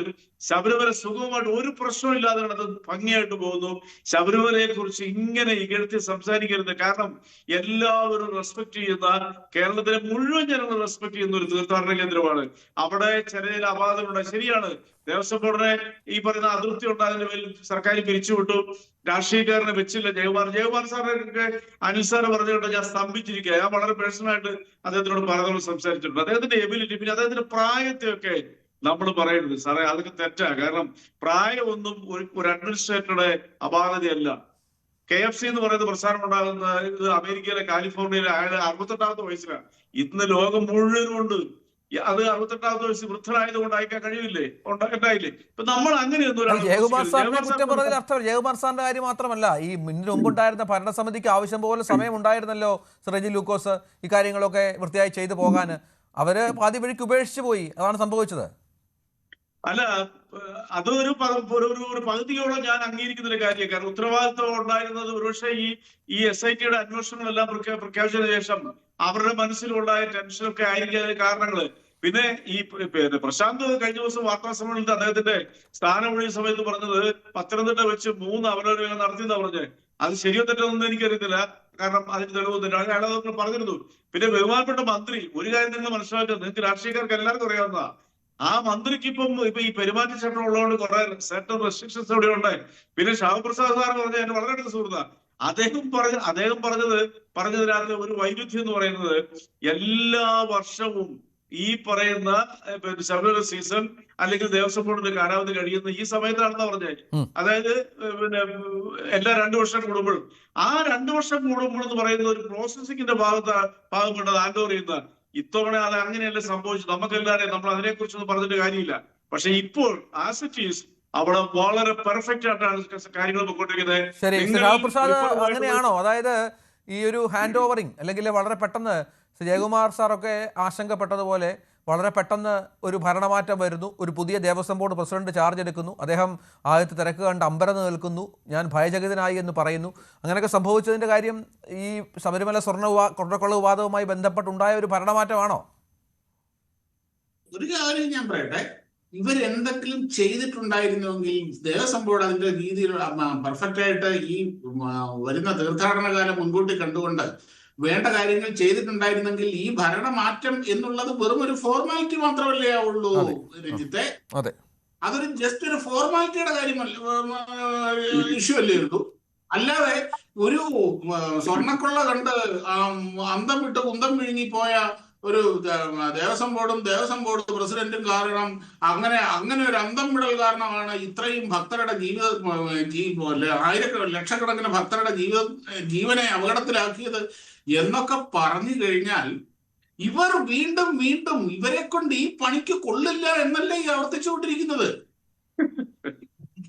അന്ന് ആലോചിച്ച് നോക്കുന്ന രഞ്ജിത്തെ, ഇത് ഞാൻ പറയട്ടെ, ഞാൻ എന്റെ ആദ്യ റൗണ്ടിൽ പറഞ്ഞ പോലെ എത്ര കാലമായി രഞ്ജിത്ത് ഈ മാധ്യമ പ്രവർത്തനം തുടങ്ങി, അല്ല വേണ്ട, നിങ്ങളുടെ ഓർമ്മ വെച്ച കാലം തൊട്ട് നിങ്ങൾ കേൾക്കുന്നുണ്ടാവും ശബരിമല മാസ്റ്റർ പ്ലാൻ എന്ന്. ഓർമ്മ വെച്ച കാലം തൊട്ട് നിങ്ങൾ കേൾക്കുന്നുണ്ടാകും ശബരിമല അടുത്ത സീസൺ കാലത്ത് ഞങ്ങൾ ഗംഭീരമാക്കി കളയും. അല്ല, ഈ മാസ്റ്റർ പ്ലാനിന്റെ ഭാഗമായി തയ്യാറാക്കിയ 18 ക്യൂ കോംപ്ലക്സുകളാണ് ആ ദിനങ്ങളിൽ ശ്രദ്ധിക്കാതെ കിടന്നത്. ഇനിയിപ്പോൾ ശരിയാക്കിയിട്ടുണ്ടെന്ന് അദ്ദേഹം പറയുന്നത് കാര്യമാണ് ശ്രീ അനിൽ വിളയിലൂടെ പറഞ്ഞത്. ഈ ക്യൂ കോംപ്ലക്സ് എന്ന് പറഞ്ഞു കഴിഞ്ഞാൽ എന്താ സാധനം? അല്ലെ, കാശ് കൊടുത്ത് ഇത് തയ്യാറാക്കുക എന്നത് മാത്രമല്ലല്ലോ, അത് ഈ ഭക്തജനങ്ങൾക്ക് ഉപയോഗപ്പെടുത്തുക, അതിനുള്ള ഉത്തരവാദിത്വം കൂടി ബന്ധപ്പെട്ടവർക്കുണ്ടല്ലോ. അതാ പറഞ്ഞേ, ഇവരുടെ ധാരണ, ഇവരുടെ വിചാരം എന്താ പറയുക, ഈ ക്യൂ കോംപ്ലക്സ് എന്ന് പറഞ്ഞു കഴിഞ്ഞാല് ഈ ഭക്തരെ വടം കെട്ടി അകത്തിട്ട് ലോക്കപ്പിലിട്ട് ഈ സൂവില് മൃഗങ്ങളെ ഇട്ടിരിക്കുന്ന മാതിരി കുറച്ച് സമയം പൂട്ടിയിടാനുള്ള സംവിധാനമാണോ ഈ ക്യൂ കോംപ്ലക്സ് എന്ന് പറയുന്നത്? അങ്ങനെയുള്ള കുറെ സാധനങ്ങൾ, ക്യൂബിക്കിൾസ് ചേരുന്നതാണോ ഈ ക്യൂ കോംപ്ലക്സ് എന്ന് പറയുന്നത്? മനുഷ്യന് വിവരമില്ലാതായി കഴിഞ്ഞാൽ ഇത്രയൊക്കെ ഇങ്ങനെയൊക്കെ പറയൂ. ഇതാണോ ക്യൂ കോംപ്ലക്സ്? ആ ഒരു ക്യൂ കോംപ്ലക്സ് എന്ന് പറഞ്ഞു കഴിഞ്ഞാൽ ഇവിടെ പറഞ്ഞു തിരുപ്പതിയിൽ പോണം. എന്താണ് ക്യൂ കോംപ്ലക്സ് എന്താണെന്നുള്ളത് അറിയണമെങ്കിൽ നമ്മൾ ഇതിൻ്റെ അകത്ത് ബുക്ക് ചെയ്തു, നമ്മൾ വെർച്വൽ ക്യൂവിൽ ബുക്ക് ചെയ്ത് നമുക്ക് ആ സ്ലിപ്പ് കിട്ടിക്കഴിഞ്ഞാൽ നമ്മുടെ സമയം വരെ ഇതിൻ്റെ അകത്തുണ്ട്. ആ സമയത്ത് നിങ്ങൾക്ക് അവിടെ കിട്ടിയിരിക്കുന്നത്. റെജി ലൂക്കോസ് പറഞ്ഞു അതവിടെ 365 ദിവസവും പ്രവർത്തിക്കുന്ന സംവിധാനം ആയതുകൊണ്ട് അവർക്ക് പറ്റും. ആലോചിച്ച് നോക്കാം, 365 ദിവസവും ലക്ഷക്കണക്കിന് ആൾക്കാർ വരുന്നിടത്ത് സാധിക്കാത്ത ഒരു കാര്യമാണ് 41 ദിവസം ഇവർക്ക് സാധിക്കാത്തത്. എന്താ ഇതിന്റെ അർത്ഥം? ഇവിടെ ശബരിമലയിലെ ക്യൂ കോംപ്ലക്സ് എന്ന് പറഞ്ഞാൽ, അല്ലെങ്കിൽ ഈ ക്യൂ സിസ്റ്റം എന്ന് പറഞ്ഞാൽ ഇതാണ്. ആ ശരണ വഴിയിൽ ഉടനീളം ഇങ്ങനെ ആൾക്കാരെ വടം കെട്ടി തിരിക്കുക, അല്ലെങ്കിൽ ബാരിക്കേഡ് കെട്ടിയിടുക, അതിന്റെ മണിക്കൂറുകളോളം അതിൻ്റെ അകത്ത് നിൽക്കുക. കൊച്ചുകുട്ടികൾ ശ്വാസം കിട്ടാതെ, വെള്ളം കിട്ടാതെ, ഒന്ന് ടോയ്ലറ്റിൽ പോകാൻ കഴിയാതെ 6-7 മണിക്കൂർ അതിൻ്റെ അകത്ത് കുടുങ്ങി കിടക്കുക. എന്നിട്ട് ഈ കുടുക്കം അടുത്ത കൂട്ടിലേക്ക് മാറ്റുക. ഇതാണ് ശബരിമലയിലെ ക്യൂ സിസ്റ്റം എന്ന് പറയുന്നത്. ഇപ്പൊ നടന്നുകൊണ്ടിരിക്കുന്നത്. ഇരിക്കാൻ കഴിയുമോ? വെള്ളം കുടിക്കാൻ കഴിയുമോ? വിശ്രമിക്കാൻ കഴിയുമോ? എന്തെങ്കിലും കഴിയുന്നത് ഒരു മനുഷ്യന്റെ ഏറ്റവും അടിസ്ഥാനപരമായ കാര്യങ്ങളല്ലേ ഇത്? ഞാൻ പേര് പറയുന്നില്ല. ഒരു ഇവിടെയുള്ള കോഴിക്കോടുള്ള ഒരു സഖാവിന്റെ അടുത്ത് പറഞ്ഞതാണ്, ഇവരൊക്കെ വീട്ടിലിരുന്ന് വിളിച്ചാൽ പോരെ, വീട്ടിലിരുന്ന് വിളിച്ചു കേൾക്കാത്ത ഏത് ദൈവപാശ ഈ കാട്ടിന്റെ അകത്ത് വന്ന് പറഞ്ഞ ഇതാക്കുന്നത്. ഈ തിരക്കിനെ പറ്റി സംസാരിച്ചപ്പോൾ കഴിഞ്ഞ ദിവസം, ഇന്നലെ ആണല്ലോ ഇഷ്യൂ ഉണ്ടായത്, ഒരുത്തം പറഞ്ഞ വർത്തമാനാണെന്ന്. വീട്ടിലിരുന്ന് കേൾക്കാത്ത ദൈവം കാട്ടിൽ ചെന്ന് വിളിച്ചാൽ കേൾക്കൂ? എന്തിനാ ഈ കെട്ടിയെടുത്ത് ഇങ്ങോട്ട് വരുന്നതെന്ന് സത്യം പറഞ്ഞു കഴിഞ്ഞാൽ ഒരു കമ്മ്യൂണിസ്റ്റുകാരന്റെ യഥാർത്ഥ മനോഭാവമാണ് ആ വാക്കിൽ കൂടെ പുറത്തു വന്നത്. ഇതാണ് ഇവരുടെ മുഴുവൻ മനസ്സിലുള്ളതെന്ന്. ഇതാണ് പുച്ഛത്തോടെയാണ് ഇത്രയും ഈ പ്രബുദ്ധ കേരളത്തിൽ ഇത്രയും അന്ധവിശ്വാസികളായ ആൾക്കാർ എന്തൊക്കെയാണ് ഈ കാണിക്കുന്നത്? നാണക്കേടാണ്. പ്രബുദ്ധ കേരളത്തിന് വിദ്യാഭ്യാസമുള്ള 100% സാക്ഷരതയും വിദ്യാഭ്യാസവും പ്രതിബദ്ധതയുമുള്ള കേരളത്തിന് നാണക്കേടാണ് ഈ ശബരിമല തീർത്ഥാടനം എന്ന് പറയുന്ന 100 കണക്കിന് ആൾക്കാരെ നമുക്കൊക്കെ പരിചയമുണ്ട്. അതുകൊണ്ട് ആ മനോഭാവത്തോടു കൂടി ഈ കാര്യങ്ങൾ കൈകാര്യം ചെയ്യുന്നത് കൊണ്ടാണ് ഇതുപോലെയുള്ള പ്രശ്നങ്ങൾ മുഴുവനും ഉണ്ടാകുന്നത്. തീർച്ചയായും തിരുവനന്തപുരം ശ്രീ അനിൽ വിളയിൽ ഇവിടെ ഇപ്പോൾ ഇന്നലെ ചർച്ചകളിലൊക്കെ പങ്കെടുത്ത CPM-ന്റെ നേതാക്കളൊക്കെ ഇന്നലെ ചർച്ചയിലൊക്കെ അവർ വിവിധ ചാനലുകളായി പങ്കെടുത്തിരുന്നു. അവരൊക്കെ പറയുന്നത് ഈ ശബരിമല ഒരു സുവർണാവസരമായി ഉപയോഗപ്പെടുത്തുന്നതിന് പിന്നിൽ ആരാണ് എന്നുള്ളതാണ്. അതിനുള്ള ശ്രമങ്ങൾ നടന്നുകൊണ്ടിരിക്കുന്നു. ഹൈന്ദവ സംഘടനകളായാലും BJP ആയാലും സംഘപരിവാർ സംഘടനകളും ഒക്കെ ഇതുമായി ബന്ധപ്പെട്ടുള്ള കാര്യങ്ങൾ നടത്തുന്നു എന്നാണ്. അപ്പോൾ വീണ്ടും ഒരു ശബരിമല വിഷയമാണ് തിരഞ്ഞെടുപ്പ് കാലത്ത് ഉയർന്നു വരുന്നത്. ഈ ശബരിമല ഒരു സ്വർണ്ണ അവസരമായി കരുതിയിരുന്ന മാർക്സിസ്റ്റുകാര് ഇതിന് അപ്പുറവും പറയും. നമുക്ക് യാതൊന്നും പറയാൻ സാധിക്കത്തില്ല. അവർക്ക് എന്തും പറയാമല്ലോ, അവർക്ക് ലൈസൻസ് ഉള്ള ഒരു പ്രസ്ഥാനമാണ്. ശ്രീ റെജി ലൂക്കോസ് പറഞ്ഞ ഒരു 3-4 കാര്യങ്ങൾക്ക് എനിക്ക് കൃത്യമായിട്ടൊന്നും മറുപടി കൊടുക്കേണ്ടതുണ്ട്. ഒന്നാമത്തെ കാര്യം, ഞങ്ങൾ ഈ 5 കോടി രൂപ മുടക്കി പമ്പയിൽ സംഗമം നടത്തിയതിന്റെ പബ്ലിസിറ്റി കൊണ്ടാണ് എല്ലാ ത്യാഗവും സഹിച്ച് ഇത്രയധികം ഭക്തന്മാര് ശബരിമല സന്നിധാനത്തേക്ക് എത്തിച്ചേരുന്നതെന്നാണ് അദ്ദേഹം പറഞ്ഞിരിക്കുന്നത്. എന്റെ റെജി ലൂക്കോസെ, ശബരിമല ധർമ്മശാസ്താവിന് നിങ്ങൾ ഒരു പരസ്യവും ചെയ്ത് കൊടുക്കേണ്ട കാര്യമൊന്നുമില്ല. ശബരിമല എന്ന് പറയുന്ന അയ്യപ്പ തീർത്ഥാടന കേന്ദ്രത്തിന് ഒരേ ഒരു ലക്ഷ്യം ശബരിമാമല എന്ന ലക്ഷ്യത്തോടു കൂടി അയ്യനെ കാണാൻ വരും. നിങ്ങൾ എന്ത് തട്ടിപ്പും വെട്ടിപ്പും നടത്തിയാലും എന്ത് PR വർക്ക് നടത്തിയാലും അയ്യനെ കാണാൻ വരേണ്ടവർ വരിക തന്നെ ചെയ്യും. അതിന് യാതൊരു സംശയവുമില്ല. 2, ഈ ഒരു കാര്യം അദ്ദേഹം പറഞ്ഞൊരു വാക്ക് ശ്രീ രഞ്ജിത്ത് രാമേന്ദ്രൻ ശ്രദ്ധിക്കണം. SIT മറ്റും നിയമിച്ച സമയത്ത് ടെൻഷൻ കാരണം അവർക്കൊന്നും ചെയ്യാൻ സാധിച്ചില്ലെന്ന്. ടെൻഷൻ എന്ന് പറഞ്ഞാൽ അർത്ഥം മലയാളത്തിലൊരു ചെല്ലുണ്ട്, മടിയിൽ കനമുള്ളവനെ വഴിയിൽ പേടിയുള്ളൂ എന്ന് പറയും. ഇവർക്ക് ടെൻഷൻ വരാൻ കാര്യം എന്താണ്? പ്രശാന്തിനും അജികുമാറിനും ഒക്കെ ടെൻഷൻ ഉണ്ടായിട്ടുണ്ട് എങ്കിൽ അതിന്റെ കാരണം അവരെന്തോ മോഷ്ടിച്ചിട്ടുണ്ട്, എന്തോ കുഴപ്പം കാണിച്ചിട്ടുണ്ട്.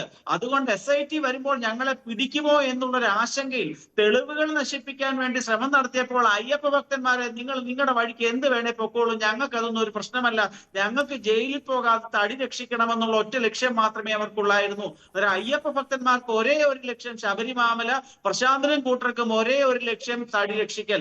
ഇതായിരുന്നു അവിടെ നടന്നത്. 2ാമത്തെ കാര്യം, ഈ ധൃതി നമ്മളൊന്ന് ശ്രദ്ധിക്കൂ. എത്രമാത്രം അശാസ്ത്രീയമായിട്ടാണ് ഈ ദേവസ്വം ബോർഡിന്റെ നിയമങ്ങൾ ഇവര് മാറ്റിമറിക്കുന്നത് രാഷ്ട്രീയ ലക്ഷ്യം വെച്ചുകൊണ്ട്.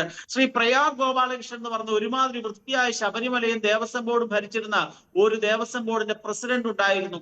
അദ്ദേഹത്തിനോടുള്ള രാഷ്ട്രീയമായ വിരോധം നിമിത്തം അക്കാലം വരെ എന്റെ ഓർമ്മയിലെ 3-4 വർഷമായിരുന്നു അക്കാലത്തൊക്കെ ദേവസ്വം ബോർഡിന്റെ ഭരണസമിതിയുടെ കാലാവധി. നിന്ന നിപ്പില് ഈ പിണറായി സർക്കാർ ഈ പ്രയാഗ് ഗോപാലകൃഷ്ണനെ ഒഴിവാക്കാൻ വേണ്ടി നിന്ന നിപ്പിൽ 2 വർഷമാക്കി കുറച്ചില്ലേ? ഈ 2 വർഷം കൊണ്ട് ശ്രീ രഞ്ജിത്ത് രാമേന്ദ്രനെ എന്തെങ്കിലും ഈ ശബരിമലയെ പറ്റിയോ ദേവസ്വം ബോർഡിനെ പറ്റിയോ ദേവസ്വം മാനുവലിനെ പറ്റിയോ പഠിക്കാൻ ഏതെങ്കിലും ഒരു വ്യക്തിക്ക് സമയം കിട്ടുമോ? നമ്മൾ ഈ നവംബർ മാസം 15-ാം തീയതി അങ്ങോട്ട് കയറുന്നു, 16-ാം തീയതി ശബരിമലയിലെ ഒരു സീസൺ തുടങ്ങുന്നു. ചുക്കെന്താ ചുണ്ണാമ്പെന്താ? ജയകുമാർ സാർ പോകട്ടെ, വേറെ ഒരു രാഷ്ട്രീയക്കാരനെ പിടിച്ച് ദേവസ്വം ബോർഡിന്റെ പ്രസിഡന്റ് ആക്കിയാൽ അയാൾക്ക് എന്തറിയാം? ഇരുമുടിക്കെട്ട് എന്താണെന്ന് അറിയത്തില്ല, ഒന്നും അറിയത്തില്ല. അതുപോലെ തന്നെ വാജിവാഹനം എന്താണെന്ന് അറിയത്തില്ല, താഴിയക്കുടം എന്താണെന്ന് അറിയത്തില്ല, ദേവസ്വം മാനുവൽ എന്താണെന്ന് അറിയത്തില്ല. അന്നേരം ലോകത്ത് ഒറ്റ എക്സ്പീരിയൻസും വേണ്ടാത്ത ഒരു പണി ഉണ്ടെങ്കിൽ കേരളത്തിനെ സംബന്ധിച്ചിടത്തോളം ആ ദേവസ്വം ബോർഡ് പ്രസിഡന്റ് സ്ഥാനവും ദേവസ്വം ബോർഡ് മെമ്പർ സ്ഥാനവുമാണ്. 2 വർഷക്കാലം കൊണ്ട് ഒന്നും പഠിക്കാൻ സാധിക്കത്തില്ല. ആ ഒരു സാഹചര്യം ഉണ്ടാക്കിയത് കേരളത്തിലെ പിണറായി സർക്കാർ തന്നെയാണ്. നമുക്ക് അതിൽ നിന്ന് രക്ഷപ്പെടാൻ സാധിക്കത്തില്ല.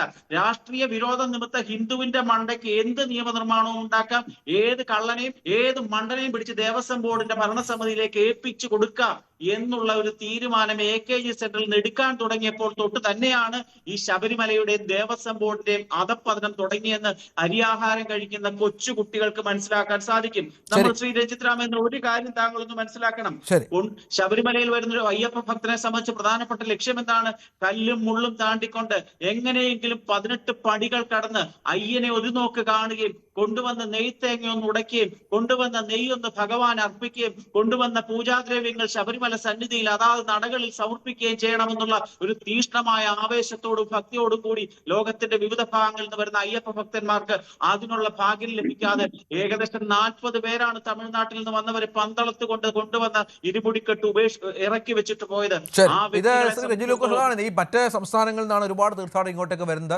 അവരിൽ പലരും ഇന്നലെ ഈ ശ്രീ അൽവിളയിൽ പറഞ്ഞതുപോലെ മടങ്ങിപ്പോകേണ്ടി വന്നു, തിരക്ക് കണ്ട് പേടിച്ചാണ് പോയത്. ഇനിയുള്ള ദിവസങ്ങളിൽ ദേവസ്വം ബോർഡ് പ്രസിഡന്റും മെമ്പർമാരും ഒക്കെ വാർത്താ സമ്മേളനം നടത്തും. ഓരോ ദിവസവും ലഭിച്ച വരുമാനത്തിന്റെ കാര്യങ്ങൾ പങ്കുവെക്കും. ഇത്ര കോടി കിട്ടി എന്ന് ഉദ്ഘോഷിക്കും. പക്ഷെ അപ്പോഴും പാവം തീർത്ഥാടകരുടെ കാര്യം തഥൈവ. അതല്ലേ ഏതാണ് സംഭവിക്കുന്ന എല്ലാ വർഷവും? ശ്രീ രഞ്ജിത്ത് ശ്രീ രജി ലൂക്കോസ് ഒരു സെന്റൻസ് ഞാൻ പറഞ്ഞു പൂർത്തിയാക്കട്ടെ. ഈ അയ്യപ്പ ഭക്തന്മാരുടെ പ്രാക്കുണ്ടല്ലോ, ഈ അയ്യപ്പ ഭക്തന്മാര് മനസ്സ് നിറഞ്ഞ് ഉരുകിക്കൊണ്ട് പ്രാർത്ഥിക്കുകയാണെങ്കിൽ കേരളത്തിലെ ആൾക്കാരെ സംബന്ധിച്ചിടത്തോളം വളരെ ഭക്തന്മാരോട് മാപ്പ് പറയുന്ന ഗതികേടിലാണ് സാധാരണക്കാരായ ഭക്തജനങ്ങൾ. പറയൂ. അല്ല, ഞാൻ പറയുന്നത് അവിടെ പൂർവാധികം ഭക്തിയോടുകൂടി അനേകം ഭക്തജനങ്ങൾ അങ്ങോട്ട് പഠിച്ചിട്ടുണ്ടെങ്കിൽ അതിൽ നിങ്ങൾ അസൂയപ്പെട്ടുള്ള കാര്യമുണ്ടോ? അസൗകര്യങ്ങൾ എല്ലായിടത്തും ഉണ്ട്.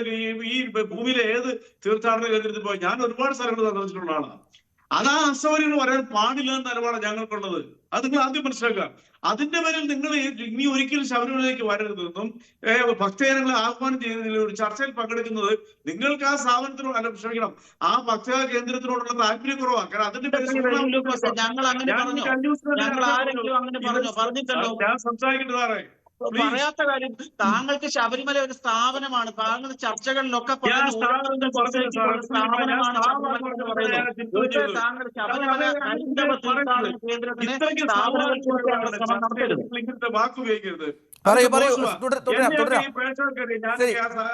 ശബരിമല തീർത്ഥാടന കേന്ദ്രത്തിനോട് കാണിക്കുന്ന പ്രതിബദ്ധത എത്ര വലുതാണെന്നുള്ളൂ. അതൊന്നും അഭിനയൊന്നുമല്ല. എന്റെയൊക്കെ വീടിന് മുമ്പിൽ വിരിവെക്കുന്നുണ്ട് വർഷം തോറും. ഞങ്ങളൊക്കെ വളരെ ആഹ്ലാദത്തോടുകൂടി അവരെ സ്വീകരിക്കുന്നത്. അപ്പൊ അതുകൊണ്ട് എന്റെയൊക്കെ നിലപാടിനെ നിങ്ങൾ സംശയിക്കണ്ട. നിങ്ങളിതൊക്കെ പറയും തോറും ജനങ്ങളിൽ നിങ്ങൾ ഒറ്റപ്പെടുത്തുള്ളൂ. നിങ്ങൾ ശബരിമല പക്ഷകാലത്ത് അവിടെ പോകരുതെന്നും കാണിക്കരുതെന്നും പറഞ്ഞപ്പോ എന്തെല്ലാം വിഷയങ്ങൾ നമ്മൾ ഉണ്ടാക്കി.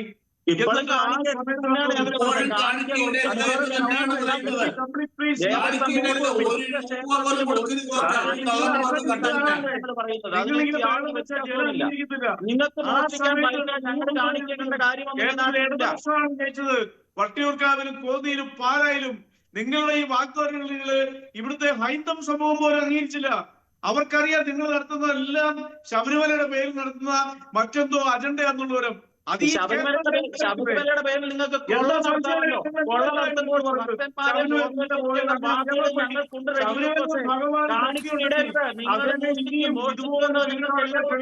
നിങ്ങളെ പോലുള്ള എതിർക്കുകയും ചെയ്യും. അപ്പൊ ഇതിനകത്ത് വരുന്നത് എന്താ? നിങ്ങളുടെ ഉദ്ദേശശുദ്ധിയെ ചോദ്യം ചെയ്യുവാണ് കേരളത്തിലെ ജനങ്ങള്. ഇതുവരെ ഇത്രയ്ക്ക് കഠിനമായിട്ട് ആഘോഷിച്ചിട്ടില്ല. കാരണം എന്തുകൊണ്ടാ? അതിനൊരു കാരണമുണ്ട്. നിങ്ങളെ കേരളത്തിലെ ജനങ്ങൾക്ക് തിരിച്ചറിയാം. അതിനാണ് ഞാനിപ്പോ 3 എക്സാമ്പിൾ പറഞ്ഞത്. നിങ്ങളെ കമ്മ്യൂണിസ്റ്റുകാരൻ തകർക്കുന്നു, കമ്മ്യൂണിസ്റ്റുകാരൻ നശിപ്പിക്കുന്നു. എന്നിട്ട് എന്തേ വീണ്ടും ജനങ്ങൾ കമ്മ്യൂണിസ്റ്റുകാരന് അധികാരം കൊടുക്കുന്നു? എന്താ കാരണം? നിങ്ങളെ വിശ്വാസം ഇല്ലാത്തതുകൊണ്ടാ. നിങ്ങളെ വിശ്വാസം കേരളത്തിൽ കമ്മ്യൂണിസ്റ്റുകാർ മാത്രമേ വോട്ട് ചെയ്യുന്നുള്ളൂ. കോൺഗ്രസ്സുകാരും BJP-ക്കാരും വോട്ട് ചെയ്യുന്നില്ലേ? എന്നിട്ട് എന്തുകൊണ്ടാ കമ്മ്യൂണിസ്റ്റുകാർ ഇവിടെ വിജയിപ്പിക്കുന്നത്? കമ്മ്യൂണിസ്റ്റുകാരനെ എല്ലാ മതങ്ങളോടും എല്ലാ വിശ്വാസികളോടും തുല്യതയോടെ കാണുന്നവരാ.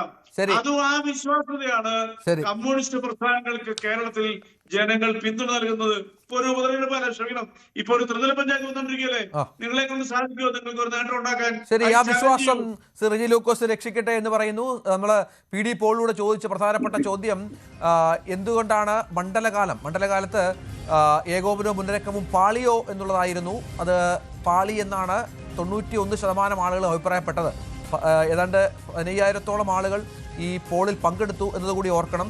പാളിയില്ല എന്ന് പറഞ്ഞത് 7% ആളുകൾ മാത്രമാണ്. നന്ദി ശ്രീ റെജി ലൂക്കോസ്, ശ്രീ അനിൽ വിളയിൽ, ശ്രീ ഷാബു പ്രസാദ് ഈ ചർച്ചയുടെ ഭാഗമായതിന്. ഏതായാലും മണ്ഡലകാലം ഇപ്പോൾ പുരോഗമിക്കുകയാണ്. ഇന്നലത്തെ മിനിഞ്ഞാന്നത്തെ പ്രശ്നങ്ങൾ ഇന്നുണ്ടായില്ല, ആശ്വാസകരമാണ്.